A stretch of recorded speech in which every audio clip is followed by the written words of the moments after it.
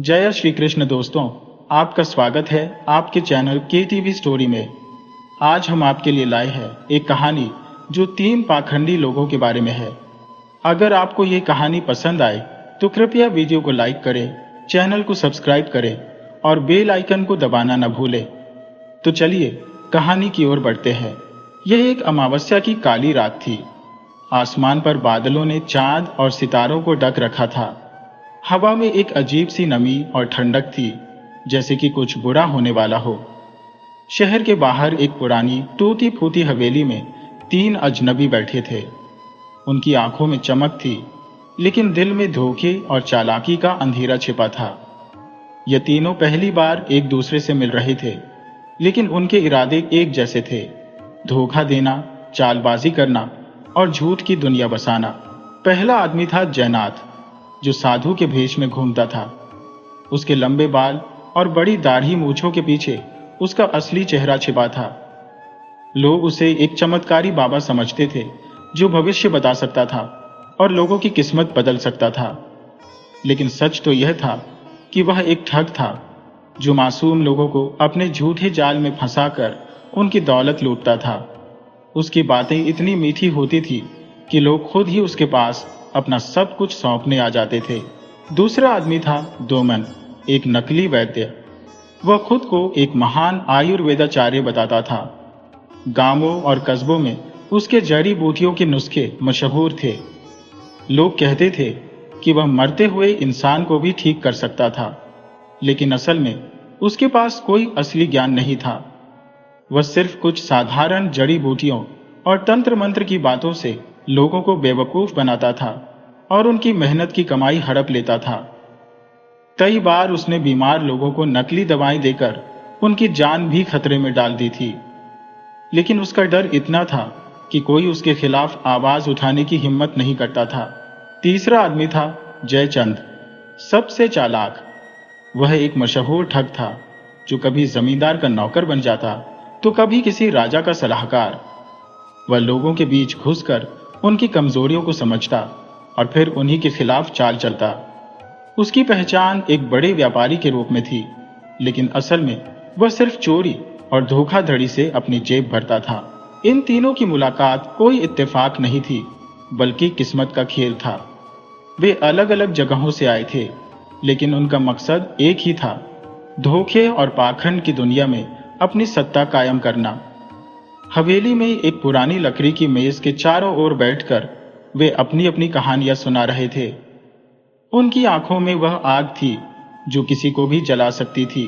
जयनाथ ने हंसते हुए कहा, अगर हम तीनों की काबिलियत मिल जाए तो हम पूरी दुनिया को बेवकूफ बना सकते हैं। लोगों को लूटना अब आसान नहीं रहा, हर कोई शक करने लगा है। लेकिन अगर हम एक प्लान के तहत काम करें तो कोई हमारा मुकाबला नहीं कर सकता। दोमन ने सिर हिलाया। बिल्कुल, मैं अपने झूठे इलाज से किसी को भी मौत के मुंह में धकेल सकता हूं और फिर उसे बचाने के नाम पर लाखों कमा सकता हूं। लोग सेहत को लेकर सबसे ज्यादा डरते हैं। बस इस डर को हथियार बना लिया जाए तो काम आसान हो जाएगा। जयचंद मुस्कुराया, और मैं तो वैसे भी बड़े बड़े घरों में घुसकर राज जानने का मास्टर हूं। राजा महाराजाओं के खजाने तक मेरी पहुंच है। अगर हमें कोई बड़ा खेल खेलना है तो हमें सिर्फ सही शिकार चुनना होगा। तीनों ने एक दूसरे की आंखों में देखा और फिर हवेली में एक डरावनी हंसी गूंज उठी। अब सवाल यह था कि उनका पहला शिकार कौन होगा। बहुत सोच विचार के बाद उन्होंने एक अमीर व्यापारी के बेटे को निशाना बनाने का फैसला किया। उस व्यापारी का नाम था महेश सेठ, जो अपने इकलौते बेटे रवि के लिए बहुत चिंतित रहता था। रवि बहुत बीमार रहता था और कोई वैद्य या हकीम उसे ठीक नहीं कर पा रहा था।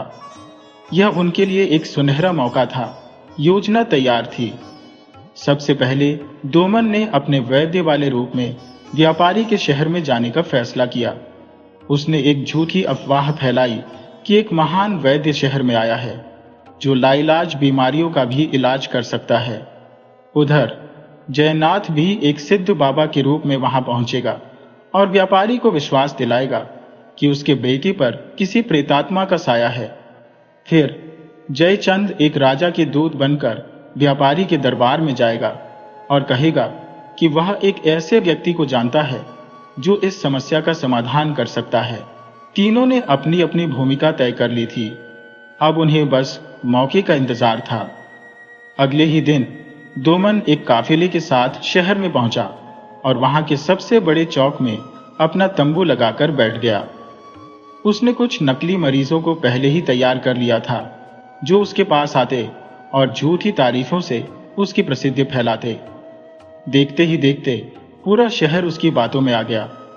महेश सेठ तक यह खबर पहुंच गई कि कोई चमत्कारी वैद्य शहर में आया है। रात होते ही दोमन को सेठ के महल नुमा घर से बुलावा आया। सेठ ने बड़ी विनम्रता से कहा, मेरा बेटा बहुत बीमार रहता है, किसी की कोई दवा असर नहीं कर रही, आप ही मेरी आखिरी उम्मीद है। दोमन ने कुछ सोचा और गंभीर आवाज में बोला, सेठ जी, ये सिर्फ कोई सामान्य बीमारी नहीं है, आपके बेटे पर किसी दुष्ट आत्मा का साया है। इसे ठीक करने के लिए किसी सिद्ध योगी की जरूरत होगी। सेठ घबरा गया। तो अब क्या किया जाए?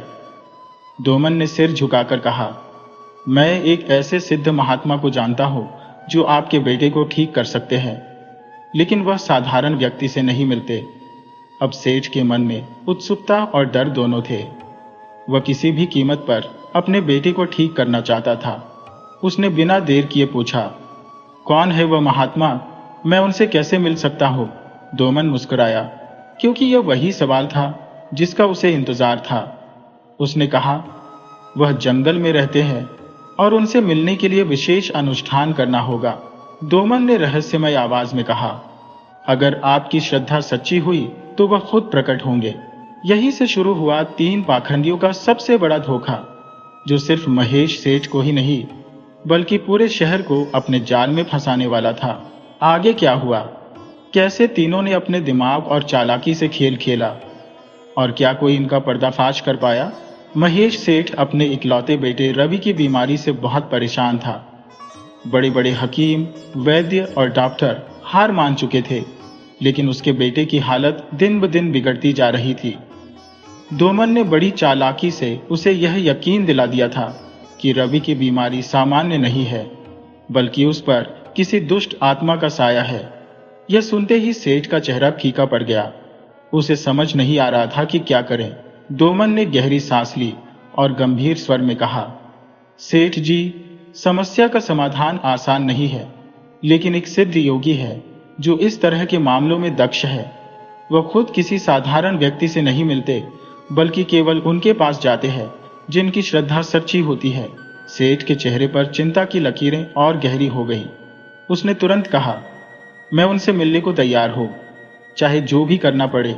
मैं अपने बेटे की जान बचाने के लिए कुछ भी करूंगा। दोमन के चेहरे पर एक हल्की मुस्कान आई। उसकी चाल पूरी तरह से काम कर रही थी। उसने नाटकीय अंदाज में आंखें बंद की और कुछ देर चुप रहा, मानो किसी दिव्य शक्ति से संपर्क कर रहा हो। फिर उसने आंखें खोली और कहा, सेठ जी, आपको 3 दिन का उपवास करना होगा और पूरे मन से भगवान का ध्यान करना होगा। इसके बाद ही योगी महाराज आपके दर्शन देंगे। सेठ को अब किसी भी तरह अपने बेटे की जान बचानी थी, इसलिए उसने बिना किसी शक के इस शर्त को मान लिया। इधर दोमन ने अपने साथियों जयनाथ और जयचंद को इशारा कर दिया कि योजना के अगले चरण की तैयारी शुरू कर दें। जयनाथ, जो एक पाखंडी साधु के रूप में अपनी पहचान बना चुका था, अब महेश सेठ के जीवन में प्रवेश करने वाला था। तीसरे दिन जब उपवास खत्म हुआ, अचानक सेठ के घर के बाहर शोर मचने लगा। नौकर दौड़ते हुए अंदर आए और कहा, सेठ जी, बाहर एक महात्मा पधारे हैं। उनकी कांति अद्भुत है। लोग कह रहे हैं कि वे सिद्ध योगी हैं। सेठ तेजी से बाहर निकला। सामने जयनाथ खड़ा था, साधु के वेश में, लंबे जटाए, गले में रुद्राक्ष की माला और माथे पर भस्म का तिलक। उसकी आंखों में एक अजीब सी चमक थी, मानो वह सच में कोई चमत्कारी महात्मा हो। उसने गंभीर स्वर में कहा, सेठ जी, आपकी तपस्या सफल हुई। भगवान ने मुझे संकेत दिया कि आपके पुत्र का उद्धार करना है। सेठ की आंखों में आशा की किरण जाग उठी। वह तुरंत साधु के चरणों में गिर पड़ा। जयनाथ ने उसे उठाया और अंदर चलने का इशारा किया। महल नुमा घर के अंदर घुसते ही उसकी निगाहें इधर उधर दौड़ गई। जगह जगह कीमती सामान रखा था, सोने चांदी के बर्तन, महंगे कालीन और बेशकीमती मूर्तियां। उसके मन में लालच जाग उठा, लेकिन उसने खुद को संयत रखा। रवि बिस्तर पर बेहाल पड़ा था।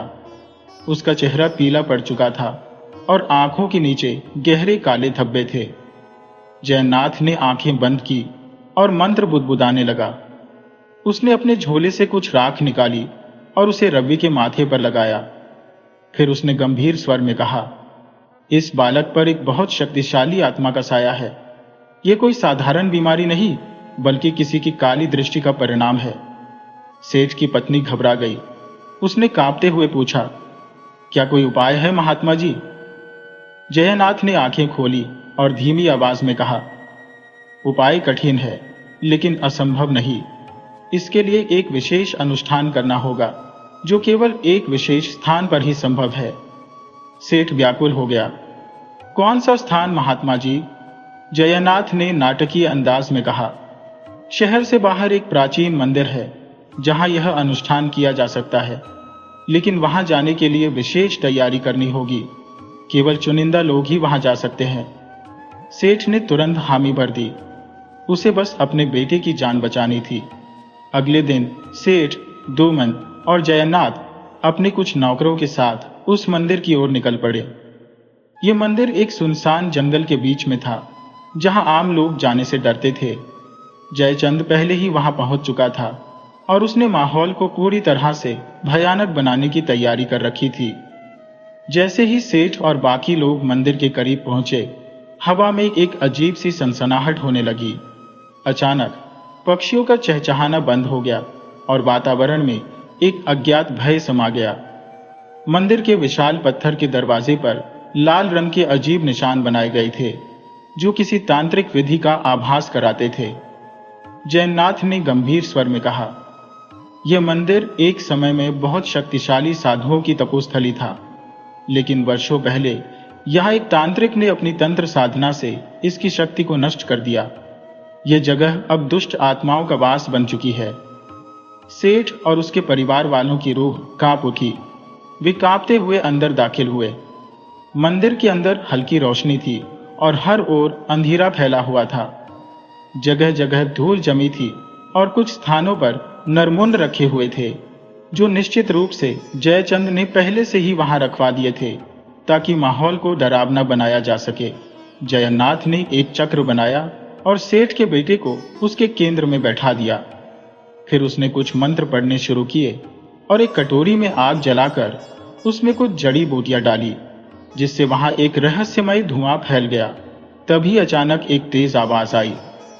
दरवाजे पर खड़ा जयचंद, जो अब एक भयावह तांत्रिक के रूप में था, जोर से हंसा। उसकी आंखों में एक अजीब सा उन्माद था।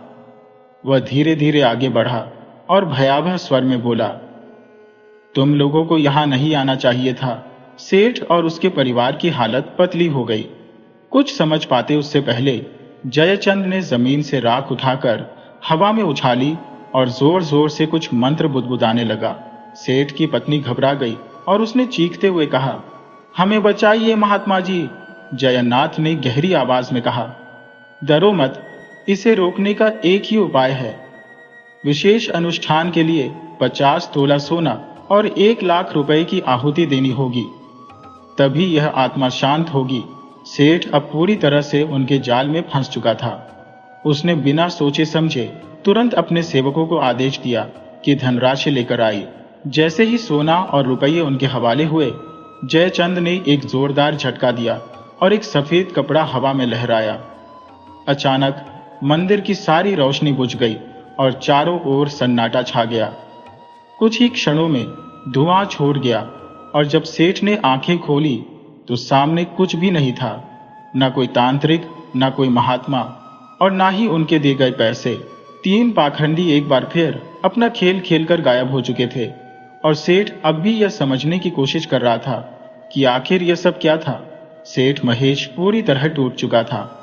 जिस बेटे की जान बचाने के लिए उसने अपनी आधी से ज्यादा संपत्ति गंवा दी थी, वह अब भी उसी हालत में था। लेकिन सबसे बड़ा झटका तो यह था कि महात्मा, तांत्रिक और उनके साथ आए लोग सब के सब अचानक गायब हो चुके थे। सेठ को यकीन नहीं हो रहा था कि यह सब एक साजिश थी और वह आसानी से ठगा जा चुका था। घर लौटने के बाद सेठ की हालत और भी खराब हो गई। वह न किसी से बात करता, न किसी से मिलता। उसका हर काम बंद हो चुका था। उसे रात दिन यही चिंता खाई जा रही थी कि आखिर उसके साथ ऐसा क्यों हुआ। क्या सच में कोई आत्मा उसके बेटे को नुकसान पहुंचा रही थी, या फिर वह किसी बहुत बड़े धोखे का शिकार हुआ था। इधर डोमन, जयनाथ और जयचंद एक नए शहर की ओर बढ़ चुके थे। उनके पास अब पहले से ज्यादा पैसे थे और वे एक और बड़ी चाल चलने की तैयारी कर रहे थे। इस बार उनका निशाना था एक अमीर जमींदार, जो अपनी बेटी की शादी को लेकर बेहद चिंतित था। जमींदार की बेटी, जो काफी सुंदर थी, कई बार शादी के लिए रिश्ता तय होने के बाद भी शादी नहीं कर पा रही थी। हर बार कोई ना कोई बाधा आ जाती और रिश्ता टूट जाता। पूरा गांव इसे अब श्राप मान रहा था और जमींदार खुद भी यह सोचने लगा था कि उसकी बेटी के भाग्य में शादी नहीं लिखी है। तीन पाखंडी इस मौके को अपने फायदे के लिए इस्तेमाल करने का फैसला कर चुके थे। सबसे पहले डोमन ने गांव में एक नया खेल खेला। उसने खुद को एक महान ज्योतिषी बताकर गांव के लोगों को प्रभावित करना शुरू किया। कुछ ही दिनों में उसकी भविष्यवाणियां लोगों के बीच चर्चा का विषय बन गई। किसी की खोई हुई भैंस मिल गई, किसी की फसल की समस्या हल हो गई और किसी को अपनी बिछड़ी हुई संतान का संदेश मिल गया। हालांकि यह सब डोमन की एक चाल थी। वह पहले से ही जानकारी इकट्ठा कर लेता और फिर चमत्कारी भविष्यवाणी के रूप में उसे लोगों के सामने रख देता। धीरे धीरे उसका नाम गांव के बाहर भी फैलने लगा। जमींदार ने भी उसके बारे में सुना और एक दिन उसे अपने घर बुला भेजा। डोमन को जैसे ही बुलावा मिला, वह तुरंत वहां पहुंचा। जमींदार के दरवाजे पर पहुंचते ही उसे अंदर बुलाया गया। अंदर का नजारा बेहद भव्य था। हर ओर कीमती सामान रखा था, बड़े बड़े झूमर लटके थे और नौकर चाकर पूरे सम्मान के साथ खड़े थे। डोमन समझ गया कि इस बार उसका शिकार बेहद अमीर और ताकतवर इंसान है। जमींदार ने सीधा सवाल किया, क्या आप बता सकते हैं कि मेरी बेटी की शादी क्यों नहीं हो पा रही? डोमन ने अपनी आंखें बंद की और गहरी सांस ली, मानो वह कोई दिव्य संदेश प्राप्त कर रहा हो। फिर उसने धीरे से कहा, जमींदार साहब, यह मामला बहुत गंभीर है। आपकी बेटी के पिछले जन्म के कुछ अधूरे कर्म इस जन्म में बाधा बन रहे हैं। जमींदार के चेहरे पर चिंता की लकीरें और गहरी हो गईं। उसने घबराते हुए पूछा, क्या कोई उपाय है? डोमन ने कुछ देर चुप रहने के बाद कहा, उपाय कठिन है लेकिन संभव है। इसके लिए एक विशेष अनुष्ठान करना होगा जो केवल किसी सिद्ध महात्मा के मार्गदर्शन में ही हो सकता है। जमींदार को जैसे ही यह बात पता चली, उसने बिना देर किए इस अनुष्ठान के लिए हामी भर दी। अब डोमन ने अपने साथी जयनाथ को बुलाने का इंतजाम किया, जो इस बार एक दिव्य महात्मा का रूप धारण कर चुका था। जब वह गांव में पहुंचा तो उसके स्वागत के लिए पूरा गांव उमड़ पड़ा। उसकी बड़ी बड़ी जटाएं, गले में लटकती रुद्राक्ष की मालाएं और आंखों में गंभीरता देखकर लोग उसे सच में कोई सिद्ध योगी समझ बैठे। जयनाथ ने जब जमींदार की बेटी को देखा तो वह समझ गया कि इस बार खेल और बड़ा होगा। उसने गंभीर स्वर में कहा, इस लड़की पर पिछले जन्म के कर्मों का प्रभाव है। अगर समय रहते अनुष्ठान नहीं किया गया तो यह पूरी उम्र कुंवारी रह जाएगी। जमींदार ने भयभीत होकर पूछा, महात्मा जी, इस अनुष्ठान के लिए क्या करना होगा?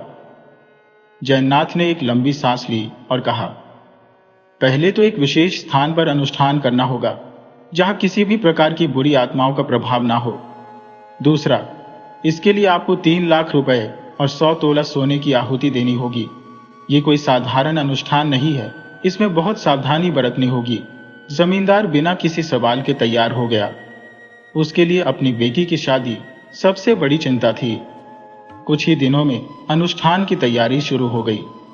गांव के बाहर एक प्राचीन मंदिर में एक भव्य यज्ञ किया गया, जिसमें जयनाथ और जयचंद ने मिलकर पूरा नाटक रचा।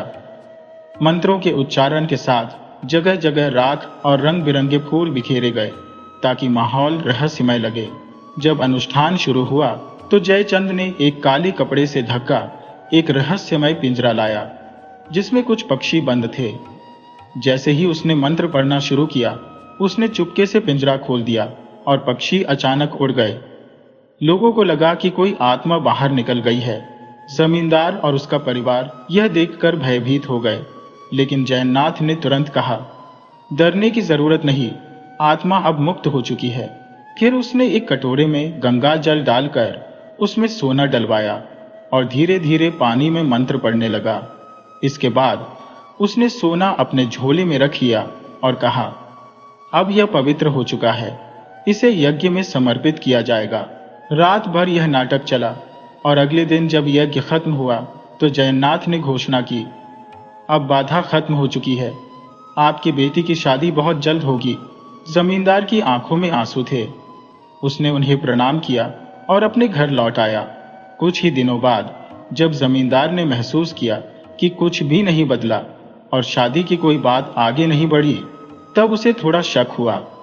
लेकिन जब तक वह सच्चाई समझ पाता, तब तक तीनों पाखंडी गांव से निकल चुके थे।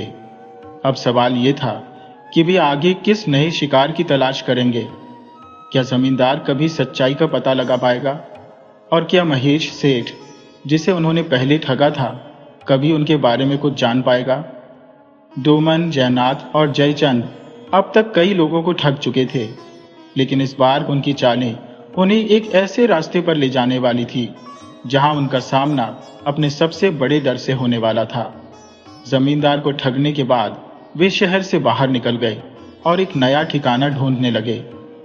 इस बार वे एक ऐसे गांव पहुंचे जहां के लोग बहुत धार्मिक थे, लेकिन अंधविश्वास में पूरी तरह डूबे हुए थे। ये गांव एक बड़े शिव मंदिर के लिए प्रसिद्ध था, जहां हर साल हजारों श्रद्धालु आते थे। मंदिर के महंत का इस गांव में बहुत सम्मान था और लोग उनकी हर बात को अंतिम सत्य मानते थे। तीन ठगों ने इस गांव को अपना नया शिकार बनाने का फैसला किया। उन्होंने गांव में यह अफवाह फैला दी कि एक दिव्य साधु आने वाले हैं जो भगवान शिव के अवतार माने जाते हैं। लोग यह सुनते ही उत्साहित हो गए। गांव में हलचल मच गई। सभी को लगने लगा कि अब उनके सारे कष्ट खत्म हो जाएंगे। कुछ ही दिनों में जयनाथ एक सिद्ध महात्मा के वेश में गांव में पहुंचा। उसके लंबे केश, माथे पर भस्म और गले में भारी रुद्राक्ष की मालाएं देखकर गांव के लोग दंग रह गए। डोमन और जयचंद उसके चेले बने और चारों ओर यह बात फैला दी कि यह महात्मा अद्भुत शक्तियों से संपन्न है और उसे साक्षात भगवान शिव का आशीर्वाद प्राप्त है। गांव के लोग उनकी बातें सुनते ही महात्मा के दर्शन के लिए उमड़ पड़े। महिलाओं ने उनके पैरों में फूल चढ़ाए, बच्चों ने प्रणाम किया और बड़े बुजुर्गों ने उनके सामने हाथ जोड़ दिए। महात्मा जयनाथ ने अपनी आंखें बंद की और गहरी आवाज में बोला, यह गांव एक गंभीर संकट में है। यहाँ बहुत जल्द एक भयानक आपदा आने वाली है, जो अगर समय रहते नहीं टाली गई तो पूरा गांव नष्ट हो सकता है। गांव के लोगों के होश उड़ गए। वे घबरा गए और महात्मा से उपाय पूछने लगे। महात्मा ने गहरी सांस ली और धीरे धीरे बोला, एकमात्र उपाय है कि भगवान शिव का एक विशेष यज्ञ किया जाए, जिसमें समस्त गांव को भाग लेना होगा। लेकिन यह साधारण यज्ञ नहीं होगा। इसे संपन्न करने के लिए बहुत अधिक सोना, चांदी और धन की आवश्यकता होगी, क्योंकि यह यज्ञ इतना शक्तिशाली होगा कि समस्त आपदाओं को टाल देगा। गांव के लोगों ने महात्मा की बातों पर पूरी श्रद्धा रखी।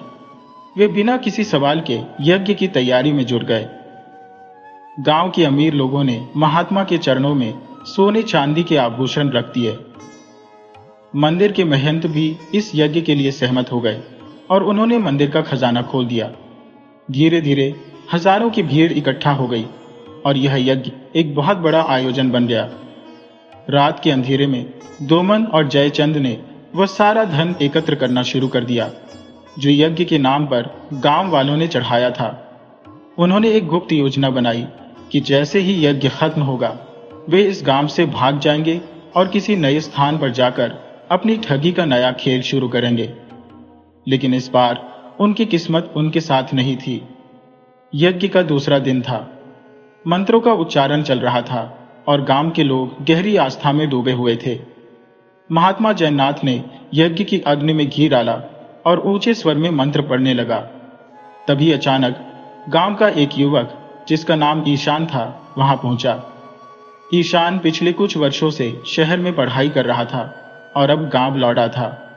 जैसे ही उसने इस तथाकथित महात्मा को देखा, उसे कुछ शक हुआ। उसने अपने पिता से पूछा, यह महात्मा कौन है और यह यज्ञ क्यों हो रहा है? उसके पिता ने पूरी बात बताई। ईशान को तुरंत समझ आ गया कि यह एक बड़ा धोखा है। उसने अपने पिता से कहा, पिताजी, ये कोई महात्मा नहीं बल्कि ठग है। हमें इनकी असलियत जानने की जरूरत है। ईशान ने डोमन और जयचंद पर नजर रखनी शुरू कर दी। उसने देखा कि वे बार बार एक गुप्त कमरे में जा रहे थे, जहां गांव वालों द्वारा चढ़ाया गया धन रखा गया था। रात को जब सभी सो रहे थे, ईशान चुपके से उस कमरे में पहुंचा और उसने देखा कि वहां बहुत सारे संदूक रखे थे, जिनमें सोने चांदी के आभूषण भरे हुए थे। तभी अचानक डोमन और जयचंद वहां पहुंचे और ईशान को देख लिया। जयचंद गुस्से से चिल्लाया, तू यहां क्या कर रहा है? ईशान ने बिना डरे जवाब दिया, मैं सच जानने आया हूं। तुम लोग ठग हो जो भोले भाले गांव वालों को लूट रहे हो। मैं तुम्हें ऐसा करने नहीं दूंगा। डोमन ने तुरंत उसे पकड़ने की कोशिश की, लेकिन ईशान फुर्तीला था। वह वहां से भाग निकला और सीधा मंदिर के महंत के पास पहुंचा। उसने उन्हें पूरी बात बताई और कहा, महंत जी, अगर आपको यकीन ना हो तो आप खुद चलकर देख सकते हैं। ये लोग गांव को ठग रहे हैं। महंत पहले तो असमंजस में पड़ गए, लेकिन जब उन्होंने खुद संदूक खोलकर देखे तो उनका गुस्सा फूट पड़ा। उन्होंने पूरे गांव को इकट्ठा किया और महात्मा जयनाथ को बुलवाया। जब महंत और गांव के लोग वहां पहुंचे तो डोमन और जयचंद घबराए हुए थे। जयनाथ ने कुछ मंत्र बुदबुदाए और वहां से भागने की कोशिश की, लेकिन गांव वालों ने उन्हें घेर लिया।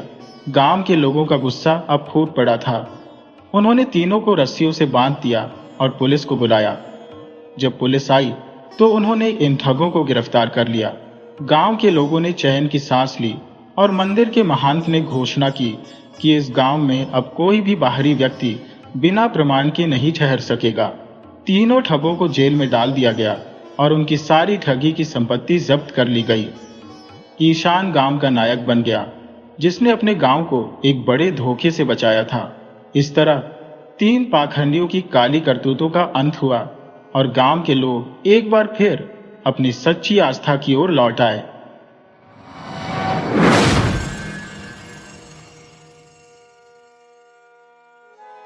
जय श्री कृष्ण। दोस्तों, आपका स्वागत है अपने चैनल KTV स्टोरी में। आज हम आपके लिए लेकर आए हैं 3 आलसी भाइयों की कहानी। अगर आपको हमारी ये कहानी पसंद आए तो कृपया वीडियो को लाइक करें, चैनल को सब्सक्राइब करें और बेल आइकन को जरूर दबाएं। तो चलिए दोस्तों, कहानी की तरफ बढ़ते हैं। गांव के एक कोने में एक पुराना और बड़ा घर था, जहां 3 भाई हरि, लाखन और मोहन अपने माता पिता के साथ रहते थे। ये तीनों भाई किसी भी काम को करने से कतराते थे। उनके पिता सोम प्रसाद एक मेहनती किसान थे, जो सूरज उगने से पहले ही खेतों में काम करने चले जाते और पूरा दिन मेहनत करते। उनकी मां लक्ष्मी देवी घर का काम संभालती थी, लेकिन तीनों बेटों की लापरवाही और आलस से परेशान रहती थी। हरि सबसे बड़ा था, लेकिन उसे हर काम को टालने की आदत थी। जब भी मां उसे कोई काम करने के लिए कहती, वह बहाने बना लेता, जैसे अभी बहुत धूप है, थोड़ी देर में करूंगा, या थोड़ा आराम कर लो फिर करूंगा। लेकिन यह थोड़ी देर कभी खत्म ही नहीं होती थी। लाखन, जो बीच का भाई था, खाने पीने का बहुत शौकीन था। जब भी उसे कोई काम करने के लिए कहा जाता, वह बहाना बना लेता कि उसे भूख लगी है और पहले कुछ खाना है। खाना खाने के बाद वह कहता कि अब उसे नींद आ रही है, और इस तरह सारा दिन बेकार ही निकल जाता था। सबसे छोटा मोहन तो सबसे ज्यादा आलसी था। उसे तो कपड़े पहनने और नहाने तक में आलस आता था। जब मां उसे नहाने के लिए कहती तो वह हफ्तों तक टालता रहता और कहता, गर्मी में नहाने की क्या जरूरत है, और सर्दी में तो वह कहता, वैसे भी नहीं नहाना चाहिए। गांव वाले भी इन तीनों भाइयों को देखकर हंसते थे। कई बार उनके पिता ने उन्हें काम पर लगाने की कोशिश की, लेकिन कोई फायदा नहीं हुआ। एक दिन सोम प्रसाद ने सोचा कि अगर इन्हें ऐसे ही छोड़ दिया गया तो ये जिंदगी भर किसी काम के नहीं रहेंगे। उन्होंने फैसला किया कि अब उन्हें कोई सबक सिखाना ही पड़ेगा। एक दिन पिता ने तीनों बेटों को बुलाया और कहा, मैं अब बूढ़ा हो रहा हूं और मुझे खेत में मदद की जरूरत है। तुम तीनों को अब काम सीखना होगा। यह सुनकर तीनों भाइयों के चेहरे लटक गए। हरि ने तुरंत कहा, बाबा, खेत में काम करना बहुत मुश्किल होता है, हमें कोई दूसरा काम दे दीजिए। लाखन ने भी हामी भरते हुए कहा, हाँ बाबा, हम कुछ और कर लेंगे, लेकिन खेत में काम नहीं करेंगे। मोहन ने तो सीधा कह दिया, मुझे कोई भी काम पसंद नहीं, मुझे तो बस सोना पसंद है। सोम प्रसाद को अपने बेटों पर गुस्सा आया, लेकिन उन्होंने धैर्य रखा। वे जानते थे कि इन बेटों को सीधे डांटने से कोई फायदा नहीं होगा। उन्होंने चुपचाप कुछ सोचा और फिर मुस्कुराकर बोले, ठीक है, अगर तुम खेत में काम नहीं करना चाहते तो कोई बात नहीं, लेकिन मैं चाहता हूं कि तुम तीनों कुछ ना कुछ सीखो। मैं तुम्हें 3 दिन का समय देता हूं। इन 3 दिनों में अगर तुम मुझे यह साबित कर दो कि तुम बिना मेहनत किए अमीर बन सकते हो, तो मैं तुमसे कभी कोई काम नहीं करवाऊंगा। लेकिन अगर तुम असफल हुए तो फिर तुम्हें वही करना होगा जो मैं कहूंगा। तीनों भाइयों को यह शर्त बहुत आसान लगी। वे सोचने लगे कि बिना मेहनत के अमीर कैसे बना जाए। हरि ने सोचा कि अगर वह किसी अमीर आदमी से दोस्ती कर ले तो वह उसे पैसे दे सकता है। लाखन को लगा कि अगर वह कोई जुआ खेल ले तो जल्दी पैसे कमा सकता है। मोहन ने कुछ भी सोचना जरूरी नहीं समझा, क्योंकि उसे यकीन था कि वह किसी न किसी बहाने से बच ही जाएगा। अगले दिन तीनों भाई अपनी अपनी योजना के साथ निकले। हरि गांव के सबसे अमीर आदमी सेठ दीनानाथ के पास गया। उसने सोचा कि वह सेठ से दोस्ती कर ले और फिर उससे उधार पैसे मांग ले। वह सेठ के पास गया और बोला, सेठ जी, आप बहुत अमीर हैं, लेकिन क्या आपको कभी अकेलापन महसूस होता है? अगर आपको कोई अच्छा दोस्त चाहिए तो मैं आपकी मदद कर सकता हूं। सेठ ने पहले तो उसकी बात सुनी, फिर हंसते हुए बोला, अच्छा, तो तुम दोस्ती के नाम पर मुझसे पैसे ठगना चाहते हो? सेठ ने उसे तुरंत भगा दिया। इधर लाखन ने सोचा कि अगर वह जुआ खेले तो जल्दी पैसे कमा सकता है। उसने गांव की कुछ जुआरियों से संपर्क किया और उनके साथ दांव लगाने बैठ गया। उसने अपनी जेब में रखे थोड़े बहुत पैसे लगाए, लेकिन कुछ ही देर में वह सब हार गया। लाखन को अब समझ में आया कि बिना मेहनत के पैसा कमाना आसान नहीं है। सबसे छोटा मोहन, जिसे कुछ भी करने का मन नहीं था, उसने सोचा कि अगर वह किसी को रो धोकर अपनी कहानी सुनाएगा तो शायद कोई दया करके उसे पैसे दे देगा। वह एक साधु के पास गया और बोला, बाबा, मैं बहुत गरीब हूं, मुझे कुछ पैसे दे दो। साधु ने उसकी तरफ देखा और कहा, बेटा, तुम्हारे हाथ पैर सलामत है, तुम खुद मेहनत क्यों नहीं करते? यह सुनकर मोहन निराश होकर वापस लौट आया। तीनों भाई घर लौटे तो उनके पिता ने पूछा, क्या तुमने बिना मेहनत के अमीर बनने का कोई तरीका खोज लिया? तीनों ने चुपचाप सिर झुका लिया। सोम प्रसाद मुस्कुराए और बोले, तो अब तुम समझ गए कि मेहनत के बिना कुछ नहीं मिलता। अब मैं तुम्हें बताऊंगा कि असली सफलता कैसे मिलती है। लेकिन यह बात सुनकर तीनों भाइयों को अंदाजा भी नहीं था कि उनके पिता की अगली योजना क्या होगी। वे सोच रहे थे कि शायद अब उन्हें सच में मेहनत करनी पड़ेगी, मगर असली खेल अभी बाकी था। तीनों भाई अपने पिता की बात सुनकर परेशान हो गए थे।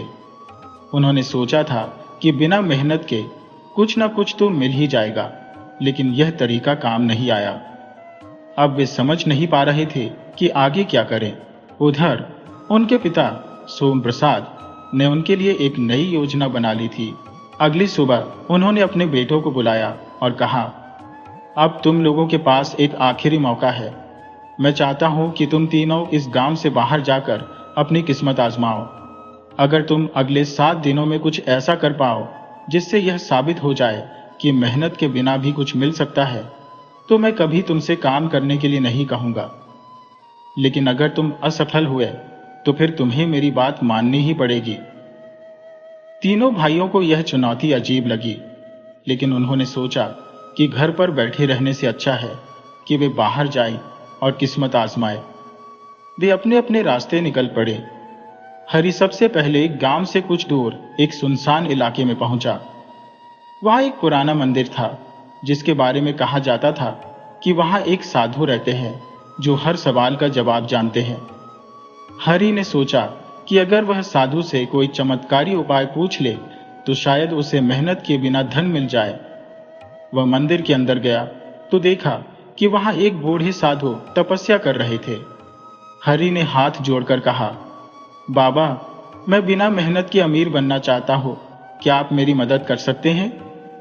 साधु ने धीरे से आंखें खोली और बोले, बेटा, संसार में कुछ भी बिना मेहनत के नहीं मिलता, लेकिन अगर तुम्हें सच में कोई रास्ता चाहिए तो तुम पहाड़ी के उस पार जाओ। वहां तुम्हें एक रहस्यमयी दरवाजा मिलेगा। अगर तुम उसमें प्रवेश कर सको तो तुम्हें अपने प्रश्न का उत्तर मिल जाएगा। हरि को यह सुनकर खुशी हुई। वह तुरंत पहाड़ी के उस पार जाने के लिए निकल पड़ा। लेकिन जब वह वहां पहुंचा तो उसे जो दिखा वह उसे चौंकाने वाला था। वहां सच में एक बड़ा पत्थर का दरवाजा था, लेकिन उसके पास जाने की हिम्मत किसी में नहीं थी। उधर लाखन गांव के बाजार में घूम रहा था। उसे एक अजीब सा आदमी मिला जो लोगों को सोने का सपना दिखा रहा था। वह कह रहा था कि उसके पास एक ऐसा जादुई पत्थर है जिससे कोई भी चीज सोने में बदल सकती है। लाखन को लगा कि यही वह मौका है जिसका वह इंतजार कर रहा था। उसने उस आदमी से पूछा, क्या यह सच है कि तुम्हारा पत्थर किसी भी चीज को सोने में बदल सकता है? आदमी ने मुस्कुराकर कहा, बिल्कुल, लेकिन यह पत्थर मैं किसी को मुफ्त में नहीं देता। इसे पाने के लिए तुम्हें एक परीक्षा देनी होगी। अगर तुम मेरी परीक्षा में सफल हो गए तो यह पत्थर तुम्हारा होगा। लाखन को यह सुनकर डर तो लगा, लेकिन उसने सोचा कि अगर यह सच हुआ तो वह बिना मेहनत के अमीर बन सकता है। उसने परीक्षा देने का फैसला किया। आदमी ने उसे एक गहरी गुफा की ओर इशारा किया और कहा, इस गुफा के अंदर एक रहस्यमयी चीज छिपी हुई है। अगर तुम उसे ढूंढ लाओ तो यह पत्थर तुम्हारा हो जाएगा, लेकिन याद रखना यह आसान नहीं होगा। लाखन ने हिम्मत जुटाई और गुफा के अंदर चला गया। लेकिन जैसे ही वह अंदर पहुंचा, उसे अजीब सी आवाजें सुनाई देने लगी। अंधेरे में उसे लगा कि कोई उसे देख रहा है। अचानक एक जोरदार धमाका हुआ और लाखन डर के मारे पीछे हट गया। उसने जैसे तैसे खुद को संभाला और अंदर बढ़ा। वहां उसे एक पुराना संदूक दिखा। उसने जल्दी से संदूक को खोला, लेकिन उसमें कुछ नहीं था। तभी पीछे से वह आदमी हंसते हुए बोला, तुम असफल हो गए। इस पत्थर को पाने के लिए तुम्हें अपनी बुद्धि और मेहनत दोनों लगानी होगी। लाखन निराश होकर बाहर आया। अब उसे समझ आ गया था कि यह सब सिर्फ लोगों को बेवकूफ बनाने का तरीका था। इधर मोहन को बिना मेहनत के कुछ पाने का सबसे आसान तरीका भी मिल गया था। वह एक जादूगर से मिला जिसने उसे एक शर्त दी। शर्त यह थी कि अगर मोहन एक रात बिना डरे जंगल में बिता ले तो उसे एक बड़ा इनाम मिलेगा। मोहन को लगा कि यह तो बहुत आसान है। उसने बिना सोचे समझे शर्त मान ली और रात में जंगल में चला गया। शुरुआत में तो सब कुछ ठीक था, लेकिन जैसे जैसे रात गहराने लगी, जंगल में अजीब अजीब आवाजें आने लगी। कभी झाड़ियों में कुछ सरसराता, कभी दूर से किसी जानवर की आवाज आती। मोहन ने खुद को समझाया कि यह सब उसका भ्रम है, लेकिन जैसे ही आधी रात हुई, उसे लगा कि उसके पीछे कोई है। उसने डर के मारे आंखें बंद कर ली और मन ही मन सोचने लगा कि यह शर्त मानना उसकी सबसे बड़ी गलती थी। जैसे तैसे रात बीती और सुबह होते ही वह भागता हुआ गांव वापस आया। उसने जादूगर से कहा, मैंने रात जंगल में बिता ली, अब मुझे इनाम दो।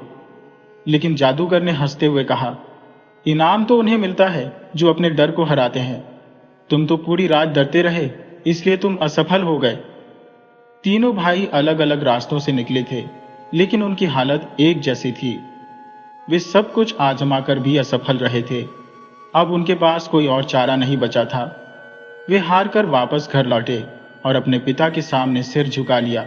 सोम प्रसाद ने मुस्कुराते हुए पूछा, तो क्या तुमने बिना मेहनत के कुछ हासिल कर लिया? तीनों भाइयों ने एक साथ सिर हिलाया और बोले, नहीं बाबा, हमने हर तरीका आजमाया लेकिन कुछ भी काम नहीं आया।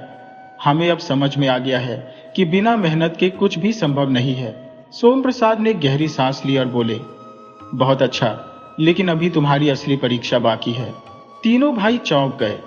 उन्हें लगा था कि कहानी यही खत्म हो जाएगी, लेकिन अब वे किसी और बड़ी परीक्षा के लिए तैयार हो रहे थे। तीनों भाइयों को लगा कि उनकी परीक्षा खत्म हो चुकी है, लेकिन उनके पिता सोम प्रसाद की आंखों में एक अलग ही चमक थी। वे जानते थे कि उनके बेटे अभी भी पूरी तरह से मेहनत का महत्व नहीं समझे हैं। उन्होंने गहरी सांस ली और बोले, अब जब तुम तीनों को यह समझ आ गया है कि बिना मेहनत के कुछ नहीं मिलता, तो मैं तुम्हें एक आखिरी मौका देना चाहता हूं। अगर तुम इस परीक्षा में सफल हो गए तो मैं मान लूंगा कि तुमने सच्चे मन से यह बात सीख ली है, लेकिन अगर असफल हुए तो तुम्हें जीवन भर मेहनत करनी ही होगी। तीनों भाइयों ने एक दूसरे की ओर देखा। वे सोच रहे थे कि अब पिता उन्हें किस चुनौती में डालने वाले हैं। सोम प्रसाद ने मुस्कुराते हुए कहा, इस बार मैं तुम्हें किसी और के पास नहीं भेजूंगा। इस बार परीक्षा यही होगी, इस घर में।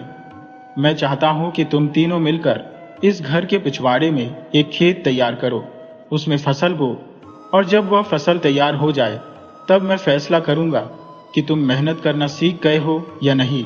तीनों भाई यह सुनकर सकते में आ गए। खेती का काम करना आसान नहीं था। अब तक उन्होंने सिर्फ आराम किया था, लेकिन अब उन्हें मिट्टी में हाथ डालना पड़ेगा, कड़ी मेहनत करनी पड़ेगी। हरि बोला, बाबा, हमें खेती का कोई अनुभव नहीं है, हम कैसे यह काम करेंगे? सोम प्रसाद मुस्कुराए, यही तो तुम्हारी परीक्षा है। अगर तुम सीखना चाहो तो कोई भी काम मुश्किल नहीं होता, लेकिन अगर तुम इस बार भी कोई चालाकी करने की सोच रहे हो तो याद रखना, इस बार तुम्हारे पास कोई दूसरा मौका नहीं होगा। तीनों भाइयों के पास अब कोई और चारा नहीं था। वे मान गए और खेत तैयार करने के काम में लग गए। शुरुआती कुछ दिन बहुत मुश्किल भरे रहे। हरि, लाखन और मोहन को खेती का कोई अनुभव नहीं था, इसलिए वे जल्दी थक जाते थे। सूरज की तेज धूप में उनका काम करना मुश्किल हो रहा था। उनके हाथों में छाले पड़ गए थे, लेकिन फिर भी वे काम कर रहे थे। धीरे धीरे वे सीखने लगे कि किस तरह मिट्टी तैयार करनी होती है, बीज कैसे बोए जाते हैं और पौधों की देखभाल कैसे की जाती है। लेकिन जैसे जैसे समय बीत रहा था, उनकी मेहनत रंग लाने लगी। बीज अंकुरित होने लगे और पौधे धीरे धीरे बड़े होने लगे। अब तीनों भाइयों को इस काम में मजा आने लगा। वे हर रोज सुबह जल्दी उठते और खेत में काम करते। वे यह भी सीख गए थे कि किस समय पानी देना सही होता है और किस तरह से पौधों की देखभाल करनी चाहिए। लेकिन तभी एक बड़ी समस्या आ गई। एक रात जब तीनों सो रहे थे तो अचानक आसमान में घने बादल छा गए। तेज हवा चलने लगी और बिजली कड़कने लगी। देखते ही देखते जोरदार बारिश शुरू हो गई। अगली सुबह जब तीनों भाई खेत पहुंचे तो उनका दिल टूट गया। आधे से ज्यादा फसल खराब हो चुकी थी। पानी की तेज धार ने कई पौधों को उखाड़ फेंका था और मिट्टी बह गई थी। तीनों को बहुत दुख हुआ। इतने दिनों की मेहनत पानी में बह गई थी। मोहन ने निराश होकर कहा, अब क्या फायदा? हमने इतनी मेहनत की लेकिन सब बेकार चला गया। हमें तो लगता था कि मेहनत करने से कुछ मिलेगा, लेकिन यहां तो सब कुछ खत्म हो गया। लाखन ने भी दुखी होकर सिर हिला दिया। हाँ, लगता है कि हमारा भाग्य ही खराब है। मेहनत करने के बाद भी हम हार गए। लेकिन हरि ने गहरी सांस ली और कहा, नहीं, हमें हार नहीं माननी चाहिए। बाबा ने हमें यह काम सौंपा था ताकि हम सीखें, और हमने एक चीज तो सीख ही ली है। अगर हम हिम्मत हार गए तो हमें कभी कुछ नहीं मिलेगा। हमें दोबारा शुरू करना होगा। मोहन और लाखन ने उसकी बात सुनी और सोचा कि वह सही कह रहा है। उन्होंने ठान लिया कि वे दोबारा कोशिश करेंगे। इस बार उन्होंने और ज्यादा मेहनत की। उन्होंने मिट्टी को फिर से तैयार किया, बीज फिर से बोए और पौधों का अच्छे से ध्यान रखा। उन्होंने बारिश से बचने के उपाय भी सोचे और खेत के चारों ओर नाले बना दिए ताकि पानी बहकर निकल जाए और उनकी फसल बर्बाद ना हो। धीरे धीरे उनकी मेहनत रंग लाई। कुछ महीनों बाद खेत में लहलहाती फसल तैयार हो गई। जब सोम प्रसाद ने यह देखा तो उनकी आंखों में गर्व की चमक आ गई। उन्होंने अपने बेटों को गले लगाया और कहा, आज मुझे खुशी हो रही है कि तुम लोगों ने मेहनत का असली मतलब समझ लिया। तुमने सिर्फ फसल नहीं उगाई बल्कि खुद को भी बदल लिया है। अब तुम सच में मेहनती बन गए हो। तीनों भाई मुस्कुराए। उन्हें पहली बार एहसास हुआ कि मेहनत का असली आनंद क्या होता है। ये सिर्फ काम करने की मजबूरी नहीं बल्कि एक उपलब्धि का एहसास भी था। अब उनके मन में कोई आलस नहीं बचा था। वे समझ गए थे कि मेहनत ही जीवन का असली आधार है। तीनों भाइयों ने मेहनत करने की आदत डाल ली थी, लेकिन अब उन्हें एक नई चुनौती का सामना करना था। खेत में काम करने के बाद उन्हें समझ आ गया था कि मेहनत से ही सफलता मिलती है, लेकिन क्या वे इसे अपने जीवन का हिस्सा बना सकते थे? सोम प्रसाद को अभी भी संदेह था कि उनके बेटे सिर्फ परीक्षा पास करने के लिए मेहनत कर रहे हैं या सच में बदल गए हैं। उन्होंने फैसला किया कि उन्हें एक और चुनौती देनी चाहिए, एक ऐसी चुनौती जो उनकी सोच को पूरी तरह से बदल दे। एक दिन उन्होंने तीनों भाइयों को बुलाया और कहा, तुम लोगों ने खेत में मेहनत की, फसल उगाई और मुझे यह दिखाया कि तुम मेहनत कर सकते हो, लेकिन क्या तुम अब भी मेहनत करना जारी रखोगे जब तुम्हें कोई मजबूरी ना हो? हरि, लाखन और मोहन एक दूसरे की ओर देखने लगे। वे समझ नहीं पाए कि पिता का इशारा किस तरफ है। सोम प्रसाद ने अपनी बात को स्पष्ट करते हुए कहा, अब मैं तुम लोगों को इस घर से कुछ दिनों के लिए बाहर भेजना चाहता हूं। तुम्हें अपने दम पर रहना होगा, अपने लिए कमाना होगा और बिना किसी सहारे के खुद को साबित करना होगा। अगर तुमने यह कर लिया तो मैं मान लूंगा कि तुम सच में बदल चुके हो, लेकिन अगर असफल हुए तो तुम्हें हमेशा के लिए इस घर से निकलना पड़ेगा। तीनों भाइयों को यह सुनकर झटका लगा। उन्होंने सोचा कि अब तक की परीक्षा ही काफी कठिन थी, लेकिन यह तो और भी मुश्किल थी। हरि ने हिम्मत दिखाते हुए कहा, ठीक है बाबा, हम यह चुनौती स्वीकार करते हैं। सोम प्रसाद ने तीनों को थोड़े पैसे दिए और कहा कि वे अपने दम पर कमाई करें और 1 महीने बाद लौट कर दिखाए कि वे कैसे गुजारे। तीनों भाइयों ने अपने अपने रास्ते चुने। हरि एक दूसरे गांव चला गया, जहां उसे एक बढ़ई की दुकान पर काम मिल गया। शुरुआत में उसे सिर्फ लकड़ी काटने और सफाई करने का काम दिया गया। यह काम मुश्किल था, लेकिन उसने बिना शिकायत किए इसे किया। धीरे धीरे बढ़ई ने देखा कि हरि मेहनती है और उसने उसे कारीगरी सिखानी शुरू कर दी। कुछ हफ्तों में ही हरि ने लकड़ी काटने, छीलने और खूबसूरत सामान बनाने की कला सीख ली। अब वह बढ़ई के लिए अच्छी कमाई करने लगा। लाखन ने एक कस्बे में जाकर नौकरी की तलाश की। उसे एक हलवाई की दुकान पर काम मिल गया, जहां उसे मिठाइयां बनाने का काम सिखाया गया। शुरुआत में उसे सिर्फ बर्तन धोने और सफाई करने का काम मिला, लेकिन वह धैर्य से सब सीखता रहा। धीरे धीरे उसने देखा कि हलवाई कैसे मिठाइयां बनाता है और उसने खुद भी कोशिश करनी शुरू कर दी। कुछ ही दिनों में उसने इतनी अच्छी मिठाइयां बनानी सीख ली कि हलवाई ने उसे अपनी दुकान में एक स्थायी नौकरी दे दी। मोहन को सबसे ज्यादा संघर्ष करना पड़ा।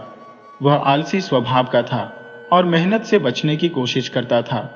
उसने कई जगह नौकरी ढूंढी, लेकिन हर जगह उसे कड़ी मेहनत करनी पड़ती, जिससे वह बचना चाहता था। उसने सोचा कि अगर वह कोई आसान तरीका ढूंढ सके तो बिना ज्यादा मेहनत के पैसे कमा सकता है। एक दिन उसने देखा कि कुछ लोग सड़क के किनारे करतब दिखाकर पैसे कमा रहे थे। उसने सोचा कि यह तो आसान तरीका है और उसने भी एक साधारण सा खेल दिखाने की कोशिश की, लेकिन उसे यह काम करना नहीं आता था, इसलिए लोग उसकी ओर ध्यान ही नहीं दे रहे थे। कई दिन गुजर गए और उसके पास खाने तक के पैसे नहीं बचे। अब उसे समझ आ गया कि मेहनत से बचने का कोई शॉर्टकट नहीं है। उसने एक मजदूर से मदद मांगी और निर्माण कार्य में काम करने लगा। यह काम बहुत कठिन था, लेकिन उसके पास कोई और चारा नहीं था। धीरे धीरे उसने भी काम सीख लिया और मेहनत करने लगा। तीनों भाई 1 महीने बाद अपने गांव लौटे। हरि और लाखन तो खुश और आत्मविश्वास से भरे हुए थे। लेकिन मोहन अब भी थोड़ा घबराया हुआ था। उसने कठिनाइयों का सामना किया था, लेकिन अब वह समझ चुका था कि बिना मेहनत के कुछ नहीं मिलता। सोम प्रसाद ने जब अपने बेटों की कहानियां सुनी तो उनकी आंखों में गर्व की चमक आ गई। उन्होंने देखा कि अब उनके बेटे सच में बदल चुके थे। उन्होंने मेहनत का मूल्य समझ लिया था और अब वे आलसी नहीं रहे थे। सोम प्रसाद ने तीनों को गले लगाया और कहा, आज मुझे गर्व है कि मेरे बेटे अब आलसी नहीं है। अब तुम सच में मेहनती बन गए हो। तीनों भाइयों ने एक दूसरे की ओर देखा और मुस्कुरा दिए। अब वे जानते थे कि मेहनत ही सच्चा सुख देती है। गांव लौटने के बाद तीनों भाइयों के जीवन में बहुत बदलाव आ चुका था। जो लड़के कभी बिस्तर छोड़ने में आलस महसूस करते थे, अब सूरज निकलने से पहले जाग जाते और काम में जुट जाते। सोम प्रसाद को यह देखकर अपार खुशी हुई कि उनके बेटे सच में मेहनती बन गए हैं। लेकिन उन्होंने सोचा कि क्या यह बदलाव स्थायी रहेगा या फिर कुछ समय बाद वे अपने पुराने स्वभाव में लौट आएंगे। यह देखने के लिए उन्होंने एक आखिरी परीक्षा ली। सोम प्रसाद ने अपने बेटों से कहा, अब तुम लोगों ने मेहनत करना सीख लिया है, लेकिन क्या तुम अपनी कमाई से अपनी जिंदगी चला सकते हो? मैं चाहता हूं कि अब तुम लोग अपने पैरों पर खड़े होकर अपना जीवन खुद बनाओ। तुम्हें यह घर छोड़कर अपने दम पर आगे बढ़ना होगा। मैं देखना चाहता हूं कि तुम अपनी मेहनत से कितनी ऊंचाई तक पहुंच सकते हो। तीनों भाई अपने पिता का यह निर्णय सुनकर पहले तो थोड़ा हैरान हुए, लेकिन अब वे इतने आत्मनिर्भर हो चुके थे कि उन्होंने इसे चुनौती के रूप में स्वीकार किया। वे अब गांव से बाहर निकलने के लिए तैयार थे, लेकिन इस बार उनका मनोबल पहले से कहीं ज्यादा मजबूत था। हरि ने अपने बढ़ईगिरी के हुनर को और निखारने के लिए शहर जाने का फैसला किया। उसने सुना था कि शहर में लकड़ी के बढ़िया फर्नीचर की काफी मांग है। वह शहर पहुंचा और एक बड़े फर्नीचर व्यापारी के पास काम करने लगा। वह अपने हाथों से इतने सुंदर और मजबूत फर्नीचर बनाने लगा कि जल्द ही लोग उसकी कारीगरी की तारीफ करने लगे। धीरे धीरे उसने अपनी खुद की एक छोटी दुकान खोल ली और उसका नाम होने लगा। लाखन ने मिठाइयाँ बनाने में अपनी रुचि को आगे बढ़ाने का फैसला किया। उसने सोचा कि अगर वह अपने खुद के हाथ से बनी मिठाइयाँ बेच सके तो इससे उसका नाम हो सकता है। उसने गांव में ही एक छोटी सी दुकान खोली और अपनी अनोखी मिठाइयों की वजह से जल्द ही उसका व्यापार चल निकला।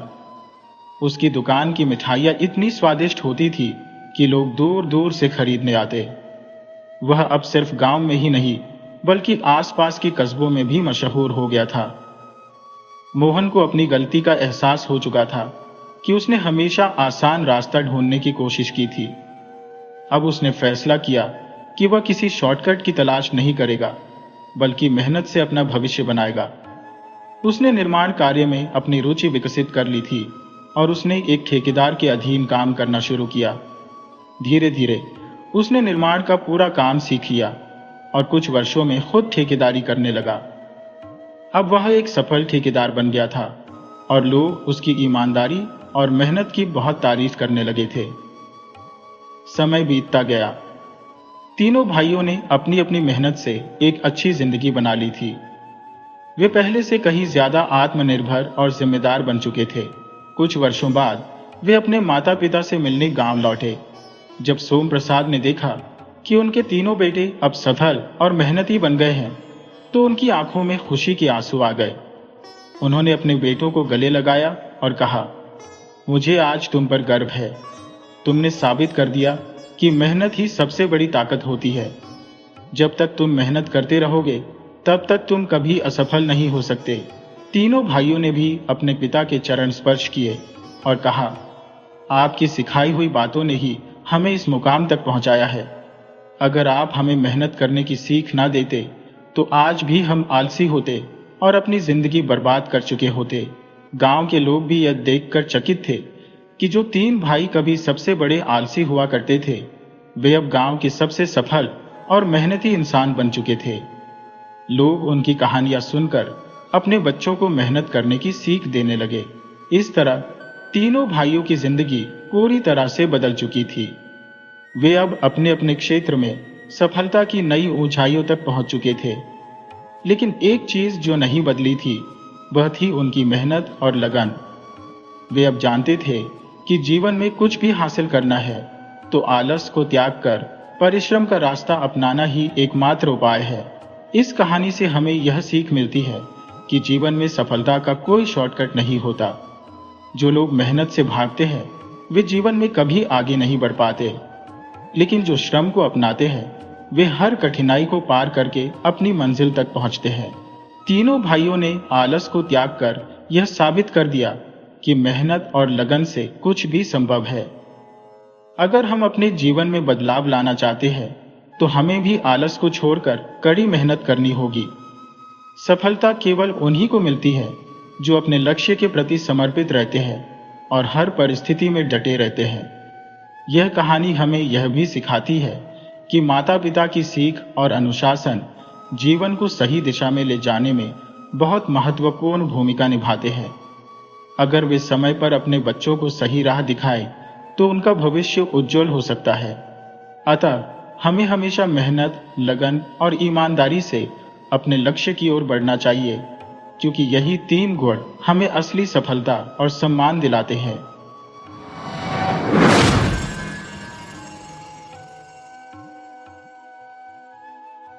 किसी समय की बात है, एक नगर में एक युवा रहता था जिसका नाम खैरू था। खैरू के पिता का निधन उसके बाल्यकाल में ही हो गया था और उसकी माता ने ही उसे बड़े संघर्षों से पाल पोस कर बड़ा किया था। खैरू बेहद बुद्धिमान और चतुर युवक था। उसे बचपन से ही पुस्तकें पढ़ने का बहुत शौक था और वह अब तक सैकड़ों किताबें पढ़ चुका था। हालांकि खैरू इतना गरीब था कि वह खुद किताबें नहीं खरीद सकता था, परंतु उसके मामा उसकी इस काम में मदद करते थे। खैरू के मामा उसे किताबें लाकर देते और समय समय पर उसकी सहायता करते रहते थे। खैरू भी एक नेक दिल इंसान था। वह हमेशा दूसरों की मदद के लिए तैयार रहता और हर व्यक्ति से खुशी खुशी मिलता। खैरू की एक अजीब आदत थी कि वह दिन रात सोते जागते, उठते बैठते एक ही सपना देखता था कि वह अपने देश का बादशाह बन गया है। यह वह किसी लालच की वजह से नहीं करता था, बल्कि वह चाहता था कि बादशाह बनकर वह लोगों की भलाई के लिए वर्तमान बादशाह से भी अधिक काम करे और लोगों के दुख दर्द को दूर करे। एक दिन उसने अपने बादशाह बनने के सपने को अपनी मां को सुनाया। उसकी मां हंसते हुए बोली, ओ मेरे भोले बेटे, तुम ये सपना क्यों देखते हो? क्या तुम नहीं जानते कि तुम कभी भी बादशाह नहीं बन सकते? मां की बात सुनकर खैरू बोला, मां, तुम ऐसी बातें क्यों करती हो? आखिर मैं बादशाह क्यों नहीं बन सकता? मुझ में और बादशाह में फर्क ही क्या है? वह भी मेरी तरह ही एक इंसान है। मां ने उसे समझाया, बेटा, हम गरीब लोग हैं और गरीबों को बादशाह बनने का कोई अधिकार नहीं है, इसलिए तुम बादशाह नहीं बन सकते। परंतु मां की बात का खैरू पर कोई असर नहीं पड़ा। वह अब भी बादशाह बनने के सपने देखता रहा और अपने इस सपने के बारे में हर एक जानने वाले को बताता। लोग उसकी बातें सुनकर उसे नादान समझकर मुस्कुरा देते। कुछ समय बाद उसके इस सपने के बारे में पूरे इलाके में चर्चा होने लगी। जहां भी 4 लोग इकट्ठा होते, वे खैरू के इस सपने के बारे में बातें करने लगते। धीरे धीरे इस बात की खबर देश के बादशाह तक भी पहुंच गई। बादशाह ने तुरंत खैरू को अपने दरबार में हाजिर करने का आदेश दिया। सिपाहियों ने जल्द ही खैरू को पकड़कर बादशाह के सामने पेश कर दिया। बादशाह पहले तो निर्धन खैरू को देखकर अत्यंत विस्मित हुआ। फिर उसने कहा, मैंने सुना है कि तुम बादशाह बनने का स्वप्न देख रहे हो और लोगों को भी इसके बारे में बता रहे हो। खैरू ने सिर झुकाकर कहा, जी हुजूर, आपने बिल्कुल सही सुना है, मगर तुम यह स्वप्न क्यों देखते हो? क्या तुम नहीं समझते कि बादशाह बनना अत्यंत कठिन कार्य है? और वैसे भी राजगद्दी पर केवल बादशाह का पुत्र ही बैठ सकता है। जब तुम्हारा राज घराने से कोई संबंध नहीं है तो तुम बादशाह कैसे बन सकते हो? बादशाह की आवाज में अब एक शक्ति सी आ गई थी। खैरू ने उत्तर दिया, बादशाह सलामत, मैं यह सब पहले से ही जानता हूं, लेकिन बादशाह भी तो मेरी ही तरह से एक इंसान होता है। सब इंसान समान है, इसीलिए यह आवश्यक नहीं कि राजगद्दी पिता से पुत्र को ही मिले, बल्कि जो व्यक्ति अधिक योग्य और अधिक समझदार हो उसे ही राजगद्दी मिलनी चाहिए। खैरू की यह बातें सुनकर बादशाह के पास कोई उत्तर नहीं था।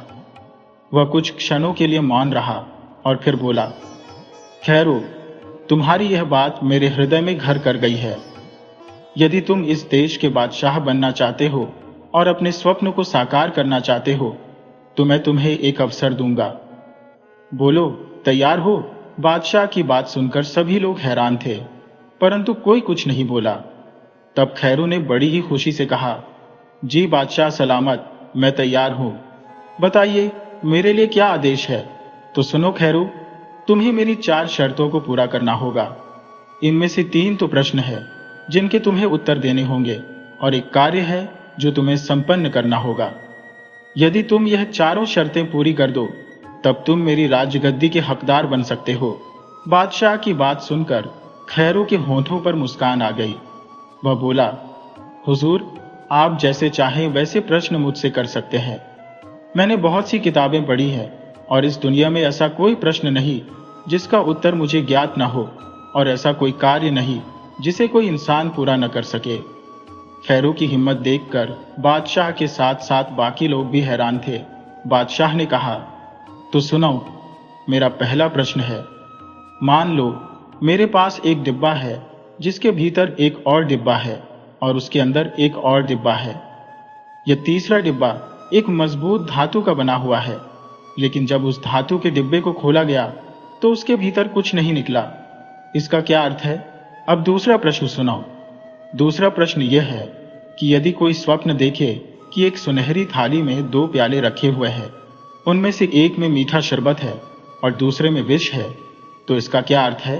और तीसरा प्रश्न यह है कि यदि मेरी बेटी शहजादी के पास एक चांदी की थाली में एक गुड्डा और एक गुड़िया रखी हुई है और उनके बीच में एक चांदी की अंगूठी पड़ी है, तो इन चीजों का क्या अर्थ है? इन तीनों प्रश्नों का यदि तुम सही उत्तर दे पाओ तो अंत में तुम्हें जो कार्य करना है वह यह कि अपने नगर में तुम्हें एक विशाल तालाब बनाना है जिससे पूरे इलाके के लोगों की पानी की समस्या का समाधान हो सके। इन शर्तों को पूरा करने के लिए कोई समय सीमा निर्धारित नहीं है। तुम जितना समय चाहो उतना ले सकते हो। चाहे 3 दिन, 3 महीने या 3 साल में यह कार्य पूरा करो, मुझे कोई आपत्ति नहीं है। जब तुम सभी शर्तों को पूरा कर लोगे तो ये राजगद्दी तुम्हारी हो जाएगी। जब बादशाह सलामत ने अपनी बात समाप्त की तो खैरू ने विनम्रता से कहा, बादशाह सलामत, आपने जो प्रश्न मुझसे पूछे हैं उनका उत्तर देना मेरे लिए कोई कठिन कार्य नहीं है। मुझे इसके लिए कोई समय नहीं चाहिए। मैं अभी इसी क्षण आपके प्रश्नों के उत्तर दे सकता हूं। तो सुनिए, आपका पहला प्रश्न धातु के डिब्बे से जुड़ा हुआ है जो एक बड़े डिब्बे में बंद है और वह बड़ा डिब्बा भी एक अन्य डिब्बे के अंदर बंद है। जब उस धातु के डिब्बे को खोला जाता है तो उसके अंदर कुछ भी नहीं निकलता। इसका तात्पर्य शाही खजाने से है और वास्तविकता यह है कि आपका शाही खजाना इस वक्त बिल्कुल खाली पड़ा है। दूसरा प्रश्न आपने 2 प्यालों के बारे में पूछा है जिनमें से एक में शरबत है जो मीठा है और दूसरे प्याले में कड़वा जहर है। ये दोनों प्याले एक सुनहरे थाल पर रखे हुए हैं। ये सुनहरी थाल आपकी राजगद्दी का प्रतीक है और शरबत का मतलब शाही महल की सुख सुविधाएं हैं, जबकि जहर का मतलब राजकाज चलाने और कानून का पालन करवाने की कठोरता से है, जिनके बिना राज नहीं किया जा सकता। तीसरे प्रश्न में आपने पूछा कि शहजादी ने एक चांदी की थाल में एक गुड्डा और एक गुड़िया रखी हुई है और उनके बीच में चांदी की अंगूठी पड़ी है। बादशाह सलामत, इसका अर्थ है कि शहजादी की उम्र विवाह के योग्य हो चुकी है और अब वह अपना घर बसाना चाहती है, लेकिन आप अपनी राजपाट की जिम्मेदारियों में एक पिता की जिम्मेदारी को भूल गए हैं। खैरू के उत्तर सुनकर बादशाह हैरान रह गया और कुछ बोल नहीं सका। पूरे दरबार में बैठे दरबारियों और मंत्रियों के चेहरे देखने लायक थे। सब एक दूसरे की ओर देखकर हैरान हो रहे थे कि कोई व्यक्ति ऐसे कठिन प्रश्नों के उत्तर इतनी आसानी और शीघ्रता से कैसे दे सकता है। सभी लोग, यहां तक कि बादशाह भी खैरू की बुद्धिमानी का लोहा मान गए। बादशाह ने कहा, खैरू, तुम्हारे दिए गए उत्तर वास्तव में प्रशंसा के योग्य है, लेकिन अभी एक आखिरी शर्त तुम्हें पूरी करनी है। अपने इलाके में जाकर एक इतना बड़ा तालाब बनाना है जिससे कि पूरे क्षेत्र की पानी की समस्या का समाधान हो सके। तब खैरू ने कहा, हुजूर, आपकी इस आखिरी शर्त को पूरा करने के लिए मुझे कुछ समय लगेगा। कृपया मुझे आज्ञा दीजिए ताकि मैं अपने कार्य को पूरा कर सकूं। बादशाह कुछ चिंतित स्वर में बोले, हाँ, अब तुम्हें जाने की अनुमति है। खैरू अपने घर वापस आया और अपनी मां को दरबार में घटे पूरा वाकया सुनाया। मां ने पहले तो खैरू को बधाई दी, फिर सावधान करते हुए कहा, मेरे बच्चे, तुम बहुत ही सतर्क रहना, क्योंकि ऐसा ना हो कि बादशाह तुम्हें कोई नुकसान पहुंचा दे। इसलिए अभी भी बादशाह बनने की ख्वाहिश को छोड़ दो। खैरू ने उत्तर दिया, ऐसा मत कहो मां, इस दुनिया में कोई भी काम असंभव नहीं है, सिर्फ हिम्मत की जरूरत है। यह कहकर खैरू घर से निकल पड़ा और अपने मामा के पास पहुंचा ताकि वह उनसे सलाह ले सके कि वह कैसे एक ऐसा तालाब बना सके जिससे पूरे इलाके के लोगों की पानी की समस्या को हल किया जा सके। सारी बात जानने के बाद खैरू के मामा ने कहा, बेटा, कोई भी काम अकेले नहीं किया जा सकता। तालाब खोदने के लिए कई मजदूर चाहिए, परंतु तुम्हारे पास इतना पैसा नहीं है कि तुम मजदूरों को दिहाड़ी देकर काम करवा सको। खैरू ने पूछा, तो क्या यह काम पूरा नहीं हो सकता? मामा ने उत्तर दिया, नहीं, मैंने ऐसा तो नहीं कहा। एक रास्ता है, तुम अपने सभी दोस्तों, रिश्तेदारों और जानने वालों से बात करो और उनकी मदद लो। वे तुम्हारा साथ दें तो तालाब खोदने में तुम्हारी मदद कर सकते हैं, और तुम उनसे यह वादा करो कि बादशाह बनते ही तुम उनकी मेहनत का उचित इनाम उन्हें दोगे। खैरू ने अपने मामा की बात मान ली और ऐसा ही किया। क्योंकि वह खुद भी सभी की मदद करता रहता था, इसलिए सभी लोग उसकी सहायता करने के लिए तैयार हो गए। सब लोग दिन रात मेहनत करके 3 महीने में तालाब खोद डाले, और जब बारिश का मौसम आया तो तालाब पानी से लबालब भर गया। दूसरी तरफ बादशाह को पूरा विश्वास था कि खैरू इस चौथी शर्त को पूरा नहीं कर पाएगा, क्योंकि तालाब खोदने के लिए धन चाहिए और खैरू एक गरीब लड़का था।